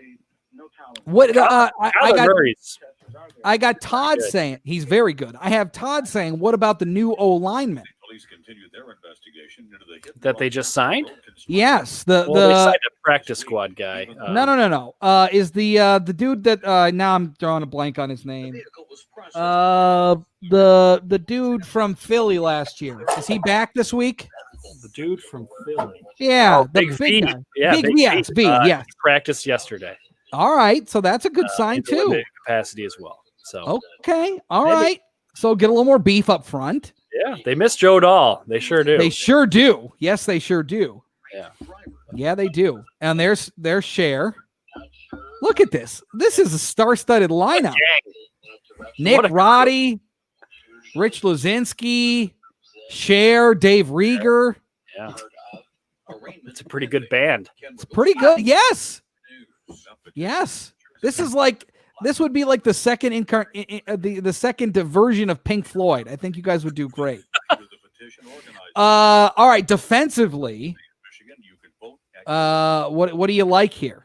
Well, I think their lack of pass rush might actually help them in containing Kyler Murray. Uh-huh. You don't want to overrun Kyler Murray and let him escape the pocket. So correct. I don't think they'll be trying to. I mean, of course, you want to sack the quarterback as much as you can, but right. I don't think that is their primary intention. Right. Getting after the quarterback against Kyler Murray. You want to keep him in Right. the pocket because he's only 5'9". You want to keep him in there and make him throw the ball. Right. Well, that's good. Jeff Okudah made his Lions debut last week. Yeah. He played all right, I thought, for a first start in the NFL. It's tough to line up against the Packers. Hall of Fame quarterback. And Hall of Fame quarterback. Correct. Coming off a groin injury. Correct. So that's a tall order, but look, I think they're actually going to be all right. I think they'll end up being okay. Yeah. They got to get a dub under their belt and get this thing going. I mean, if Swift catches a pass, the team would still be kind of the same. Correct. They would still have blown the lead against the Bears, and correct. He's still feeling a little better because they'd be 1-1. But right. But now you're 0-2, so you got to get. I mean, you got to get a win. You got to get on the board here. Sure do. All right, Nick. All right, have a good stuff. show. Thank you. There he is, Nick Roddy. Have fun at your next golf game. Thank you. I will do my best. There he is, Nick Roddy, our executive producer of our Lions broadcast here. All right, Nick and his crew. Yes, LOL. Yeah, Todd's laughing at Nick. I don't know why. I mean, he's a funny guy. Anyway, yeah. So that's what we got going on. We got open lines coming up. Wakely's has been an Eastern Market staple since 1924. Wakely's corned beef can be found in some I'll reset your calls here. and restaurants around town. Like Tina's Tavern in Macomb, executive chef Jason Corrett says his best-selling sandwich features Wakely's. We call it the Tavern Reuben. It's a triple-decker corned beef, coleslaw, Russian dressing, grilled rye. Even our menu says Wiggly corned beef right on there, just so everybody knows that we're using the good stuff. Only Wakely's has what's called chef's trim. It leaves just enough fat for flavor and juiciness. I've tried other ones in the past for different restaurants, but I always go back to Wiggly's. It's just a nice, perfect blend of spices, and it cooks quite well. It doesn't dry out like a lot of the other ones. It's got good flavor. Whether you are a diner ordering a corned beef sandwich or a chef or restaurateur ordering a corned beef shipment, that's the critical question. Is it Wakely's? For more info, call 888-Wakely's or go to Wakely's.com. Here we come. Helping you choose and accessorize the right F-150 for you.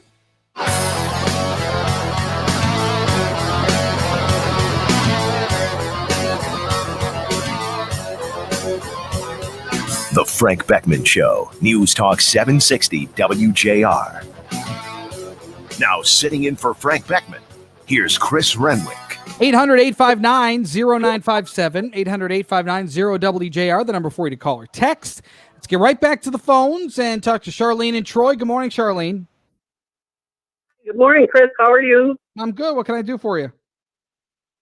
Well, I was just going to say, a lot of these people that are looting and rioting are the rent-a-mob, the George Soros rent-a-mob, and these other billionaires that are paying for these people to be there. They're not the average person. And they're doing this to try to destabilize the government.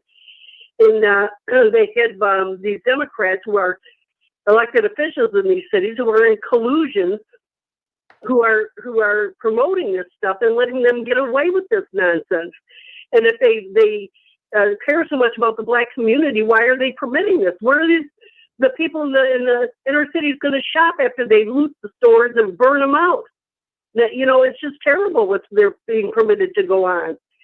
And you look at, like with Breonna Taylor, now the police did make mistakes. So like they said, they could have arrested them outside the apartment. They didn't have to go in there at 2:00 in the morning. They could have arrested them, then gone in the apartment and looked for drugs. And it's just like with Waco, that guy at Waco, they didn't have to wait until he barricaded himself in there. He used to go jogging every morning in town. They could have arrested him then. But well, look, I agree with you. I believe that there was something in terms of the police protocol. I think something was amiss here. Something was wrong. I don't believe that they had to do it the way that they did. But they did. And these three officers, again, according to information that I'd seen, were not in the process. They were not in the warrant. They weren't there when they were trying to obtain the warrant. They weren't there in the investigation into that particular case. They were there essentially as backup, and they went in.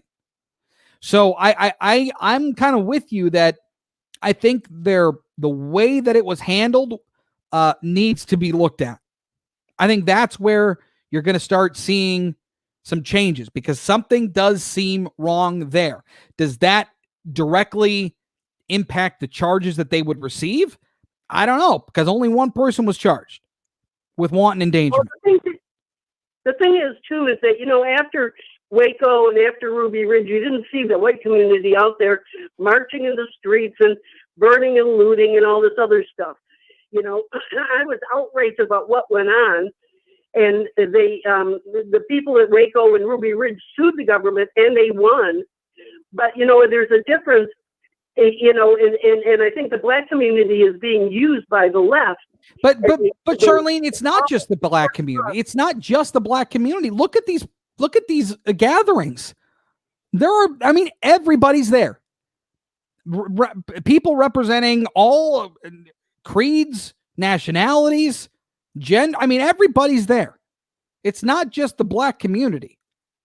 It's unfair to. It's unfair to. Yeah. Rioters are white. You see a lot of these white men and women out there doing the looting. That's for sure. But you see it all. You see it all, and you see it all over the country. Charlene, I got to run, but yes, you do. You see it everywhere. It's happened obviously last night, as happened in Louisville. Obviously, happened in Seattle. Happened in Portland. Happened in New York. Happened in Chicago. It's happened. Kenosha. It's happened. So, yeah, that's the part where, again, you want to there are peaceful protesters there. There really are. But their message is tainted by the few that are causing the mayhem. Let's go to Sandy in Northville. Good morning, Sandy. How are you? I'm good. What can I do for you? Well, I have a comment. I've served on jury duty 5-6 times. Mm-hmm. And a couple of the cases were like a civil case against one person against another. The others were criminal. And it seems to me that citizens have a responsibility. I'm asking you, don't they have a responsibility to be a good citizen and not associate with the criminal element? Sure. They have a responsibility not to associate with drugs and drug users, or not associate with people who break the law. Sure. Because I think these people who keep on burdening the police with their crimes and their outrageous behaviors are racist. And why would a smart person want to keep challenging the police and their authority? But they keep doing it. And in fact, I was in CVS one day when the shoplifter got assaulted by the store detective. She was only 5'4", the store detective, and this guy was over 6 feet tall. She got him in a headlock, and she's got him up against the door. And I called the police, and they came over there, and my 100-year-old mother was standing there saying, punch him in the nose, punch him in the nose. But why should my mother have been subjected to that dummy who was shoplifting? Right. These people keep putting themselves in harm's way and then say, oh, the police were like this. The police are racist. The police are this. The police are that. The police are there to protect people. All right, Sandy. Hey, I appreciate the call. Thank you. 800-859-0957. Bob in Sterling Heights. Good morning, Bob. Hey, Bob. All right, we got no Bob. Let's go to Dave in Centerline. Good morning, Dave. Good morning. How are you? Hey, what's up? Well, for the first couple months, we were told that coronavirus was a novel coronavirus, and we don't know much about this. And then all of a sudden, in the middle of July, we found out that coronavirus was systemically racist. It had nothing to do that, we didn't do any investigation. We didn't do any research to find out that maybe, the coronavirus affects different populations differently, such as, say, sickle cell anemia affects African-American population differently than every other population. Mm-hmm. But we just know for a fact that it was systemic racism that caused all the deaths in Detroit. Or we're all just got played. We got played by a governor who thinks that she needs to stir stuff up and try and guarantee an African-American turnout for election because of systemic racism. We all got played. All right. Well, yeah, sure. But it's not that the virus is racist. It's that people who work in the city of Detroit, primarily African Americans, they don't have jobs that they can just work from home, right? They don't necessarily work at places where you can just set up your office from home. There are a lot of public service jobs that are there, grocery store, whatever. That's the part where when they said it affects colors of community more because they don't have the jobs that they can just go work from home from. Thanks for the call. 800-859-0957. 11:13 off to the roadways we go with Dana Clark. This report is sponsored by Indeed.com. If the next step for your business is finding a high-impact hire, try Indeed. Their flexible payment options mean better bang for your buck with no long-term contracts. Indeed will even give you a $75 credit for your first job post at Indeed.com/high-impact. Terms and conditions apply. Construction today in Hazel Park, 8 Mile eastbound at 75. That right lane is closed until 3. Now, WJR Weather First from the Weather Channel, sponsored by Reamer Floors. Introducing Karastan waterproof luxury vinyl floors, now in stock at Reamer Floors. Luxury vinyl floors by Karastan are better than nature intended. Shop from home at reamerfloors.com or shop in-store by appointment at Reamer Floors in Bloomfield Hills. Looking at more dry pavement over the next few days. Temperature staying above average by almost 10 degrees. Some clouds comfortable this morning. A few clouds this afternoon near 80. Overnight tonight, 55. Suburbs down into the upper 40s in spots. Sunshine tomorrow near 80. Saturday, cloud sun 81. Dry Sunday, upper 70s. From the Weather Channel, I'm meteorologist Ray Stagik on News Talk 760 WJR. Does Payne have you in the penalty box, sitting on the sidelines, not getting a chance? You need to know what I did and get the pain-free life center. I'm Darren McCarthy, 4-time Stanley Cup champion.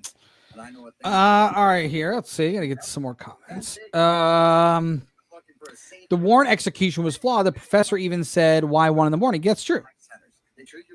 I mean, look, again, I something tells me that process wasn't right. Science fiction, but it's legit, guys. It totally works. Armchair quarterbacking after the fact, shoulda, woulda, coulda. No footage of looting or building fires last night. I mean, yeah, I don't. I mean, look, it looked like it was escalating pretty good to me, but there was definitely a heavy police presence. Consultation and first treatment are totally free. So maybe that had something to do with it. Call 248-879-1100 or go to painfreelifecenters.com. Welcome home. to Magnolia by the Lakes, the gold standard of senior resort living in the heart of Oakland County. Come enjoy exceptional service never before seen in a luxurious, picturesque lakeside setting and be inspired. Dave, you're very quiet today. No, I'm just looking up stuff here. What's going on? Tried to screen You call. feeling all right? You're good? Oh, yeah. All right. I noticed something. A lot of callers don't separate the protests from the riots. You do, but according to callers, you would think Louisville would be burning still. Look, I mean, there are people, but see, the problem is they are separate. But unfortunately, the actions of a few impact the actions of many. There are, I believe, there are a lot more peaceful protesters out there. But unfortunately, there are the agitators that come in and rile everybody up, and it turns into not just a protest anymore. It's hard to call it just a protest. Because it turns into not just a protest. It turns into a riot. Turns into a riot. And when it turns into a riot, then when the police have to get involved, then it's no longer a peaceful protest anymore. Correct. So while the peaceful protests are fine, it's when they turn into riots that it becomes a problem. Correct. So who's causing this to happen? Well, is it because are there people that are going in there specifically with the intent on starting a problem? Or is it escalating to that point? Maybe for some, but there are people that are going in with the goal of starting cause craziness. Yes, there is a plain goal here. Now, again, we as a society need to condemn that, because if we allow this to go on, this will only continue. But we need as a society to condemn this. Donald Trump already has. Joe Biden has not. I haven't heard Joe Biden come out and absolutely condemn what's happening. Okay, we're coming back, I guess. All right. The Frank Beckmann Show, News Talk 760 WJR. Now in for Frank, here's Chris Renwick. All right, welcome back. 800-859-0957, 800-859-0WJR, the number for you to call or text. Let's go to Guy in Rochester. Good morning. Chris. Hey. I really want to challenge this notion that Breonna Taylor was an innocent victim in all this.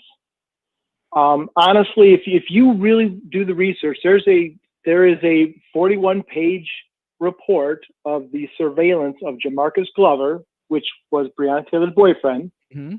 And if you read through this, she is complicit in helping them run drugs. She was using her house as a drop house. She was actually listed on the search warrant that was executed on her residence. So she wasn't an innocent victim in all of this, and this isn't some innocent life. Okay, but Guy, hold on. Listen, did she deserve to be shot and killed? Well, how can you really say anybody deserves to be shot and killed? But my point is, those actions don't deserve death. Well, wait a minute. So when you run with criminals and you run with drugs and you return police response with fire, you're going to get fire. So it's pretty much, if you live by the sword, you might die by the sword. Okay, and that's the element she's running with. That's fair. Now, that's her boyfriend, but again, what happened to her that night should not have happened to her. Well, wait a minute. But yes, they were surveilling her boyfriend, but she was on the search warrant too for a reason. I understand that, and that's fine. That's fine. But my point is, again, you commit a crime, there are consequences. Though that what she was doing, the consequence shouldn't be death. Well, I don't disagree with you, but if you fire at the police, they do tend to fire back. That's fine. She didn't fire a police, though. Glover did, her boyfriend. But when you run with those people, you get the consequence of those people's behavior. And that was her behavior Understood. too. She was a drug runner. Then that's fine. She Okay. was running drugs. All fine. All understood. But again, to say that I mean, I'm not saying that you're saying, but the notion of like, well, what are you going to do? I don't think that really should apply. No, I do not take that lackadaisical approach, because that is not true. Because when you are stopped by the police, you are supposed to listen to them. Sure. When you resist arrest, you get the consequences of your behavior. And what really bugs me about all of these protests is nobody discusses the consequences of her behavior. And that's fine. Again, my only thing is the consequence doesn't fit the action. What happened? That doesn't. They don't match up. That's all I'm saying. I don't disagree that when you do something wrong, you should be held accountable. You should. And no, nobody's saying that these are, these these people are absolved of any issues because of what happened. But to suggest that, well, if you run with this group, what do you expect? You're going to, you fight with the sword, you die, but it's just not, they don't correlate to me. 800-859-0957. Let's go to Amy in Dearborn. Good morning, Amy. Hi, Chris. Thanks for taking my call. Got it. I just had a few statements I'd like to make about the Breonna Taylor situation. First is, where is the outrage towards her boyfriend? She would still be here today if he hadn't have shot at the cop. She'd still be alive. There's no outrage. There's no responsibility thrown at him. It's mind-blowing to me. If I lost a loved one due to that situation, I would fight with all my might to get him charged, because I would know, I have enough common sense to know my loved one would still be here to this day if this guy didn't shoot at the cop. And I was going to say something along the line about that report that the last caller just talked about. Sure. I think everybody should read that report. It is just, it says so much about this case that the media is not reporting. And she didn't deserve to die. I don't think anybody thinks she deserved to die because of who she ran with. But, she even rented a car, and there was, I don't know if you know this, there was a homicide. There was somebody who was found murdered in a car with her name on it that she rented. People don't know these facts because the media is not reporting them. But another thing that keeps getting repeated, and even Barb McQuaid said this narrative that Breonna was asleep in her bed. She wasn't asleep in her bed. She was awake. Not that necessarily matters, but I think people keep saying this because it makes it look like, let's throw even more how innocent she was, and she was asleep and this happened. And it drives me crazy, because she would still be here right now if her boyfriend didn't shoot at the cops. And I don't know if you remember this, the last thing I wanted to say, but a few years ago, a man in Dearborn Heights, and since race is so important nowadays, he happened to be white. He is in jail to this day because someone who happened to be black was banging on his door at 3 a.m. And the person was intoxicated. I believe it was a black female. She was intoxicated. She was banging on his door, and he shot through at his door, and it killed the lady. Well, you can't shoot through a door. But guess what? These same people that have no problem with this boyfriend that shot at the police through the door, they have no problem with that, are the exact same people that had a problem with that man who shot through and killed that woman at 3 o'clock in the morning in Dearborn Heights. And it's just the epitome of hypocrisy, and it's driving me crazy. So I just wanted to put my 2 cents in about that. I got you, Amy. Thank you. Appreciate the call. 800-859-0957. Let's go to Detroit. Talk to Steve. Good morning, Steve. Hey, good morning. Hey. Hey, how are you? Good. What's going on? What can I do for you? Good. Yeah, I wanted to speak on a couple of things. One of them, Breonna Taylor, and a few of the callers are talking about, the procedure of the police, right? So, well, I'm a police officer, excuse me. Anyway, so before you execute a search warrant, you have the approval of a judge, right? So, which in essence is the will of the people. You know what I'm saying? So, and then you brief before you hit that door, and you talk about the things that you're going to do. And one of the things is, if you take fire, I mean, this might sound pretty awful, but if you take fire, you eliminate the threat. But the other thing is, if you are outside of the residence or whatever place you're going into, you don't fire into that residence. if you're inside, you handle what you got to handle. If you're outside, you retreat, you take cover, and you call for, a barricaded gunman. Right. And just to put a point on this, nowhere ever is race a factor in what you're doing. That is an absolutely asinine assertion that some people like to make. And I find it just like, it boils my blood, because what you're doing, police officers are human beings. Oh my God. Maybe people don't know that, Right. We want to go home at the end of the night, but we're also working for you to enforce laws that you wrote, that you put on the book. So you want to change the law? You want dope dealers living in your apartment next to you? Awesome. Have at it. Live your life the way you want to live it. But don't call me. So Steve, as a police officer, as a police officer, what are your feelings on what's going on right now? Are you at a point where, I mean, like you said, you want to go home at night? I mean, are you at a point where you're where you want to continue with this, or have you thought about re-examining what you want to do for the rest of your life? This is my life. This is what I do.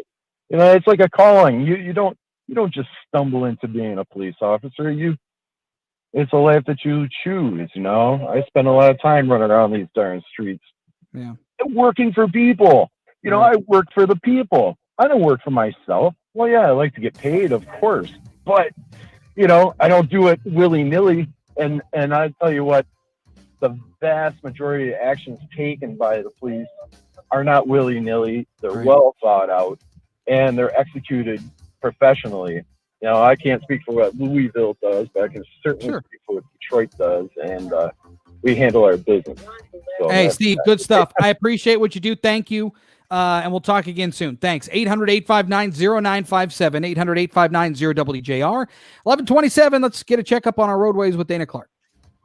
This report is sponsored by Unbound.org. Right now, there are young people across the world facing a tough choice: continue their dream of education or drop out to help their family put food on the table. You can help change their future in a single moment. See how far your support can go at Unbound.org. 96 westbound between Novi Road and Old Plank Road. Construction has the right lane closed until 3 p.m. Now, WJR Weather First from the Weather Channel, sponsored by Gordon Chevrolet. Gordon Chevrolet, pull ahead your lease and take advantage of zero interest for up to 84 months or sign and drive lease program. End of the month deals. Open special hours is Saturday 9 to 3. Gordon Chevrolet on Ford Road, just west of Merriman in Garden City. GordonChevrolet.com. Gordon Chevrolet, find new roads. Some clouds, more sunshine later this afternoon, a high of 80 degrees. Tonight, clear skies, 55. More sun on Friday and a high of 79. Sunshine, 66 degrees. I'm Dana Clark, WJR News with Dick Hafner in 2 minutes. Mommy, can you help me with my math? Hey, sorry, I'm about to start a call. Where's your father? Hey, bud, I'll be right there. Give me a second with Mommy. Have you seen this mailer from Gary Peters? Who? Gary Peters. Should I know him? Apparently. He's our senator, and now it's an election year, so I'm sure he hopes so. Some senator he is. Yeah, I've seen the ads and decided to look things up.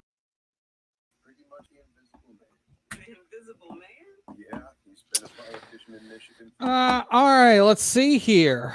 11:30. My goodness gracious. So while I feel that what happened to Breonna Taylor was absolutely tragic, I will say that if you're the police officer and you go to the door and shots start coming at you, you are going to fire back. Absolutely. Whether or not they knocked or did not knock, whatever the story is. But understand the assertion to say that Breonna Taylor ran with the wrong crowd and then she died. Again, that's not what her actions were did not constitute what happened to her. Correct. That's my issue. Now again, right. You're not gonna go, hey, it's police, let us in. We have a warrant. And if nobody comes and you knock again and you say it's the police, we have a warrant to enter, right, and they still don't come in, they are going to come into your house because they have a warrant. Correct. And then when shots are fired, they will return shots. Correct. There is no dispute in that. So if they came in, they would like. Guys, the show sucks. Pick it up. If they came in and they were like, "Okay, cops, we have a warrant," and okay, the cops are here, great. I'm going to start firing at them. Then what do you expect? Well, yeah, but my point is, like, you're not going to go in. The cops aren't going to crack the door, and go, who's in here? Who is shooting? Was it you or you shooting? Like, that's not going to happen. Exactly. They're going to come in and they're going to start firing. That's how it's going to be. Exactly. Right. But I reject the fact that to say that, well, Breonna Taylor ran with the wrong crowd. What are you going to do? That shouldn't be a justification for the death. Correct. That's all. That's all I'm saying. That's correct. You are right about that. Her actions did not. And yes, she was wrong. She was wrong. Yeah. Right. She was not just like this innocent person. That's fine. Correct. But my point is, her prior actions don't justify the means here. Correct.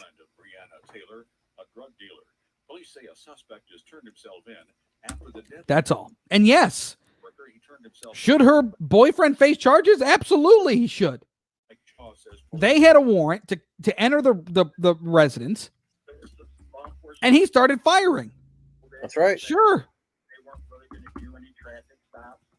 There's the anti-police rhetoric where people think that they can get away with stuff now because police aren't going to get involved. Well, I can pretty much guarantee you that the men and women. Absolutely. I mean, that's just. I mean, you gotta. There are some things that you just gotta expect is going to happen. We're going to take some enforcement action. Early voting starts today in Michigan. You can vote. Your odds of getting shot lessen greatly by not hanging with convicts. Okay. Fine. True, All right. I suppose. I guess. Yeah. Okay. That can also be a true statement. But I guess it's that's not the point. No, it's not the point. But that is also probably a true statement. Sure. I suspect that's accurate. I mean, if you're gonna follow trouble, Sure. Then okay. Your decision.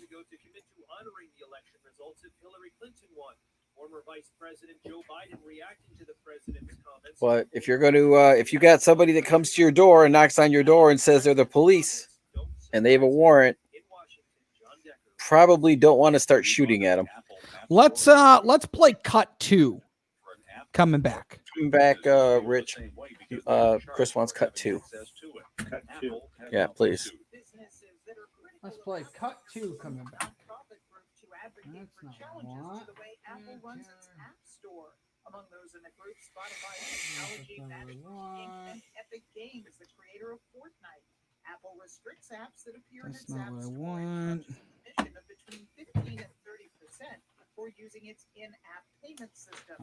Epic is already suing Apple in federal court in California, accusing it of antitrust violations. And Apple has countersued, accusing Epic of unfair business practices. Jenny Cosola, Fox News. On Wall Street, the Dow Jones Industrial. Actually, I'll call for it. Don't come back with it. I'll call for it. Don't come back with it. He'll call for it, Rich. Yeah, he'll call for it. Have you been told you need spine surgery or just sick of living in pain? The Disc Institute has a proven, painless alternative. If your neck, back, or sciatic pain is due to a herniated, degenerative, or bulging disc, then you actually have 2 problems. 1, your pain, and 2, your bad disc. Drugs, therapies, epidurals, and new pain lasers are designed to only treat your pain, but they're not designed to treat your disc problem. And this is crucial because your bad disc is what's causing your pain in the first place. Without addressing your disc problem will get worse, which can ultimately lead to surgery. At the Disc Institute, we have a proven solution to solve both of your problems. Your pain and your bad disc. Yes, Todd. Cut 2 in the queue. That's right. Cut 2 in the queue. That's right, baby. Correct. Here we go. To schedule an appointment at the Farmington, Clinton Township, or Grand Blanc locations, call 586. Coming back, Ray Rich? Back in 30 seconds. All right, we're coming back. 2. Boyne Golf presents Michigan's Magnificent 10. 10 extraordinary courses set among 3 incredible resorts with plenty of wide open spaces where the extra long days let you play and play and play. And when you're done, a variety of amenities and charming towns await. The golf's so varied, the accommodations so welcoming, each visit's a new experience. So visit BoyneGolf.com to plan your time here. That's BoyneGolf.com.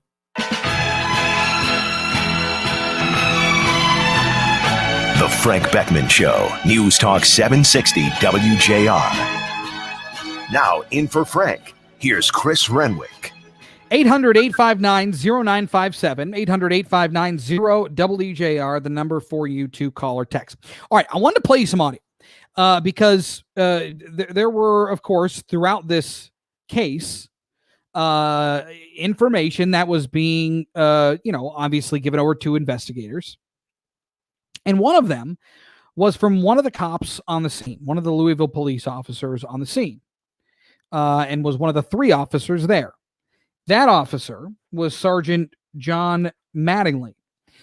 He spoke with investigators about what happened that night.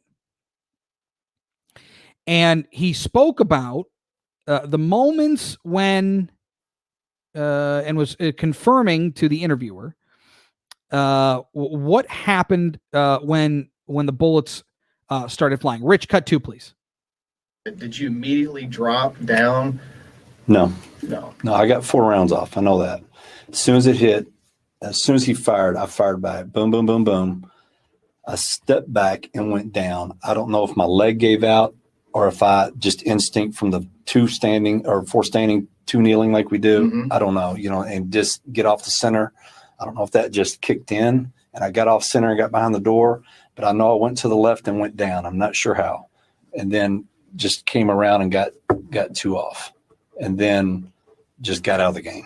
Just let them take over. I didn't want to get shot in the back of the head. I didn't want to get, right. And that was kind of something. what I was getting to is that, because of your positioning, initially when you're shot, and then rightfully so, you're returning fire. Mm-hmm. You just said you made a conscious decision. I'm now injured. I need to move so they can protect themselves and me as well. And I don't want to put words in your mouth. No, that's it. Okay. That was it. So I need to get out of their way to do whatever they need to do, and I didn't want to take one from them. So that was Sergeant John Mattingly talking about the night when he was shot at Breonna Taylor's apartment, and when Breonna Taylor was shot fatally.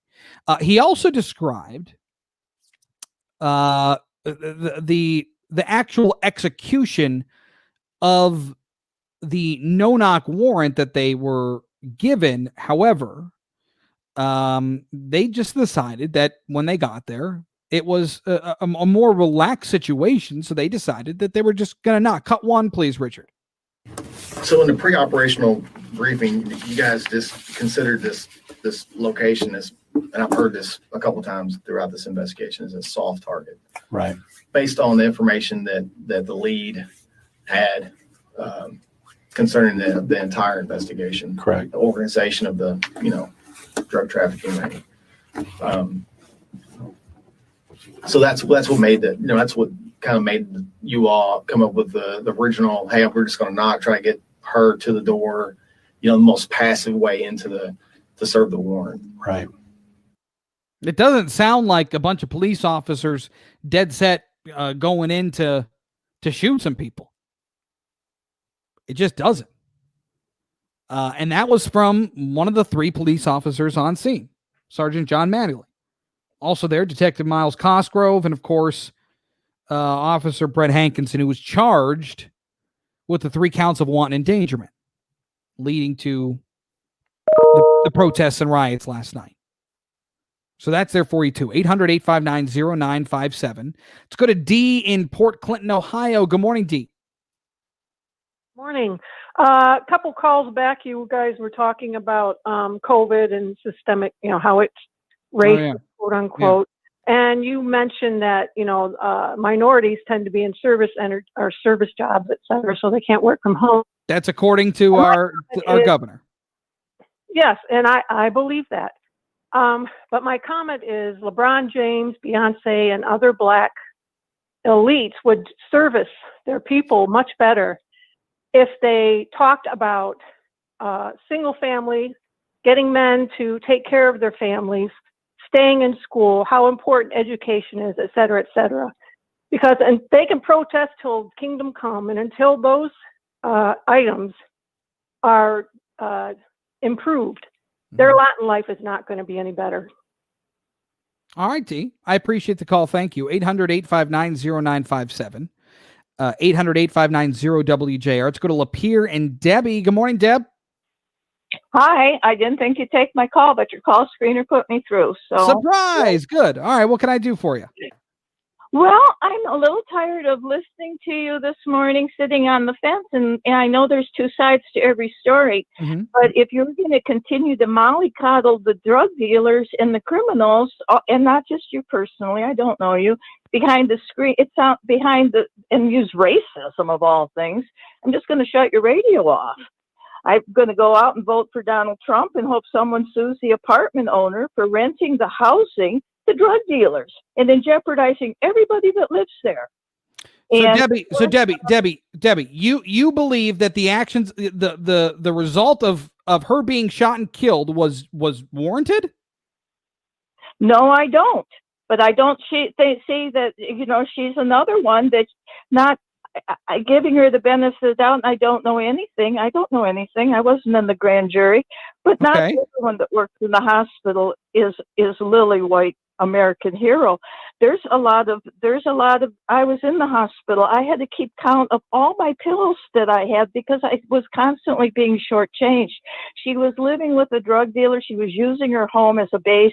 If you're going to lay down with dogs, you're going to get fleas. I think it's a tragedy. Okay. But Debbie, I don't disagree with you. I don't know what moralized as Debbie. victims. That's all. Debbie, Yes, I don't disagree with you. We're not in disagreement. I don't understand where we went off base here. I don't disagree with you. Oh, because when you had some exceptionally great callers this morning, and it seemed they were just being disked and disconnected because it was a little. They were being a little too.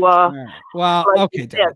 You know, and I'm standing up for them too, because this is the big divide between us. I listen to your show all day long and all night long. Well, we sure appreciate that, Debbie, and I hope you don't turn it off. I like both sides of the stories. I like the dialogue. Don't get me wrong, but this is the first time I've called and been on your show, and I just think you really put some people off this morning that I thought had some good points.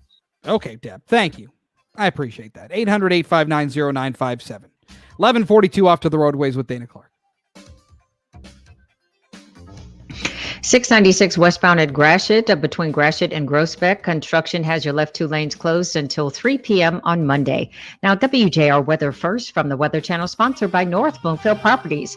If you're looking for a place to call home, let North Bloomfield Properties find the best place for you and your family. They also provide pre-screened quality tenants to their property owners. They love to match good people to good homes. Contact them today, northbloomfield.com. Looking at more dry pavement over the next few days. Temperature staying above average by almost 10 degrees. Some clouds comfortable this morning. A few clouds this afternoon near 80. Overnight tonight, 55. Suburbs down into the upper 40s in spots. Sunshine tomorrow near 80. Saturday, cloud sun 81. Dry Sunday, upper 70s. From the Weather Channel, I'm meteorologist Ray Stidgick on News Talk 760 WJR. The coronavirus has sent shockwaves around the globe, throwing the financial world into turmoil. You're being urged not to panic, but millions are facing uncertainty about their job, monthly income, daily expenses, debts, and retirement savings. Many investors don't have a plan, and many others no longer have the right plan. If you're concerned about the impact of coronavirus, savings and retirement, receiving a Good job, Chris. I like the way you handled that phone call. It's just plain common sense. If your family's finances are important to you, go to SFC Second Opinion. Let's see here. You'll view all year and receive a complimentary coronavirus report from the Senior Financial Center. For more, The shooter from last night is in custody. I'd be interested to hear where he's from. I can probably find that. He was probably a Proud Boys agitator. Thinking more along the lines of BLM Antifa due to the location and percent of the games, man got a new narrative. Geez, 3 victim blamers. Sorry, Jeff, I'll stop. Why? All right. I gotta go. I can't keep everybody on the line for the whole I show. thought she made her point. That was fine. I don't know. It didn't sound like we really disagreed on No, it. exactly. And that's what I thought. Confused. She was kind of like, I don't think you're going to let me on. I go, well, listen, you have your opinion. That's fine. But give Chris a chance to defend himself and what he's been doing. And it really turned out that you guys were not that much on different pages. I just am confused. I thought it sounded like we were pretty much on the same page. So I mean, I don't really understand why she was so upset. But you know, Patrick says, "Why are you hanging up on people, Chris?" LOL. He's not. We only have so much time to get to all the callers, and right, we got jam-packed lines. I gotta go. And Chris, we have a clock to follow. Right. I gotta move. She was mad. You're on the fence. I don't think Chris is on the fence. I'm not on the fence at all. Not at all. I think he's telling it like it is. He's telling it how he feels. There is no gray area. I think he's been very transparent and tell us exactly how he feels. But I'm very happy for her that she's going to go. That she listens to WJR and she's going to go vote for Donald Trump. And okay, that's great. Congratulations. Yes, absolutely. Awesome. Free webinar or call 248-230-8595 for consultation. I can tell you thousands of WJR seniors have benefited. That's right. Sleep with dogs and you get fleas. That's correct. Yes. Sure. There you go. Confusing Medicare maze that confronts all of us. It's true. Yes, I know. She said it to me on the phone too when I was talking to her. Yes. Visit mymedicareuniversity.com to view our free webinar anytime or call 248-230-8595. It's a real hot button topic, and you know, people want to talk. Sure. We're not going to shy away from anything. No, not at all. You have a comment? Call us up. Patrick says he listens to WGR and he's voting Joe Biden. There you go. Okay. Hello, yes. What is that sound? That is somebody in the lobby. Oh. I see. Hello. Hello. You can hear a little bit of the behind the scenes what goes on here in the control room. How are we going to do that out there?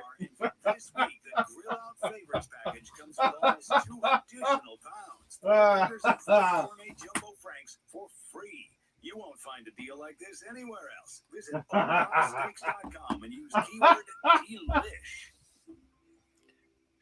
How much time we got, Rich? 2 minutes. How much? 2 minutes. Okay. Yes, Patrick. Rich is having fun. They can hear you laughing in the background. Rich is having fun. Rich always has fun, though. Oh, yeah. Yes. A lot of fun back here at the radio station. Oh, no! And our good friend Nick Roddy's back. Remember me? I do. Do the people remember you? Did you like that? Let me see it. Yes, Mark. We will be back tomorrow. With more hijinks and hilarity. That's right. Here we come. The Frank Beckmann Show, News Talk 760 WJR. Now in for Frank, here's Chris Renwick. I gotta be honest, I'm a little confused as to what Debbie was talking about. It sounded like we were pretty much on the same page. She didn't deserve to die, but I mean, there are some things in her past that's suspect. I don't understand what the issue is. Sounds to me like the grand jury got it right. And I mean, again, with the protesting and the rioting, you're not going to get me on that. I don't understand it. Hey, 2 more police officers shot last night. Come on. So I'm not quite following. Sounds like we're on the same page. Let's go to Tony in Detroit. Good morning, Tony. Morning. How you doing, Chris? Hey, what's up? Hey, I don't know. We kind of got off the ball a little bit here. I think, life is risk. We're all born and we're all going to die. And it varies on how you're going to die, where you're going to die, when you're going to die. That's not up to us. But you do have the option to take a road. I mean, take a road this way and be a good person and take care of your neighbors and your friends and be nice to people, or take the road this way that may have some consequences. Okay. I mean, if I spend $1,000 on a used car that's got flat tires, and I fill it up and I drive it off and it dies on me, I took a chance. I took a wrong chance. I should have known that with the tires. Now, if you're hanging with a bad crowd, you're taking a chance. These kids that were killed on Telegraph. I mean, a tragic event, but they took a chance. They were riding with a buddy that was going above the speed limit and having a good time, but they all took a chance. Now, she loved this guy. He loved her. I don't know, but she took a chance. She took the wrong chance. She was in the wrong place at the wrong time. I mean, it goes back to like the one girl that was shot in the car with the other gentleman, and they were blaming Kilpatrick for it. She was not the target. The gentleman was. She took a chance. That's what life's about. And it's a tragic event when you lose your life, or somebody loses their life before their time. But is it your time? I mean, it's not up to us when we're going to die. All right, that's fair. Again, I completely agree with what you're saying, except for the fact that in this case, those consequences to her actions should have been jail time, could have been, or at least charges that would have had to go through the criminal justice system. I mean, that's how it should have played out. It didn't, because her boyfriend fired. Her boyfriend fired a gun at police. Correct. So the expectation there is that there will be return fire. Okay. What she was doing shouldn't be a death sentence. That's my point. And I assume you agree with that, Tony. I agree with that. Yes. All right. Then what are we talking about? We take. I don't think everybody is understanding your concept here. I apparently not. I must be an alien. Tony, what are we doing here? Let's just understand that this could have played out differently. Should have played out differently. This woman didn't deserve to die. Something else could have happened, but her boyfriend decided to fire police officers who were executing a legally warranted search warrant or warrant. Again, she chose the wrong lane. That's fine. That's fine. But the consequences don't fit the action. That's all I'm saying. Unfortunately, it played out like this. Hey, T, I appreciate the call, but I don't understand what the issue is. Let's go to Lake Orion. Talk to Bob. Good morning, Bob. Hey, good morning.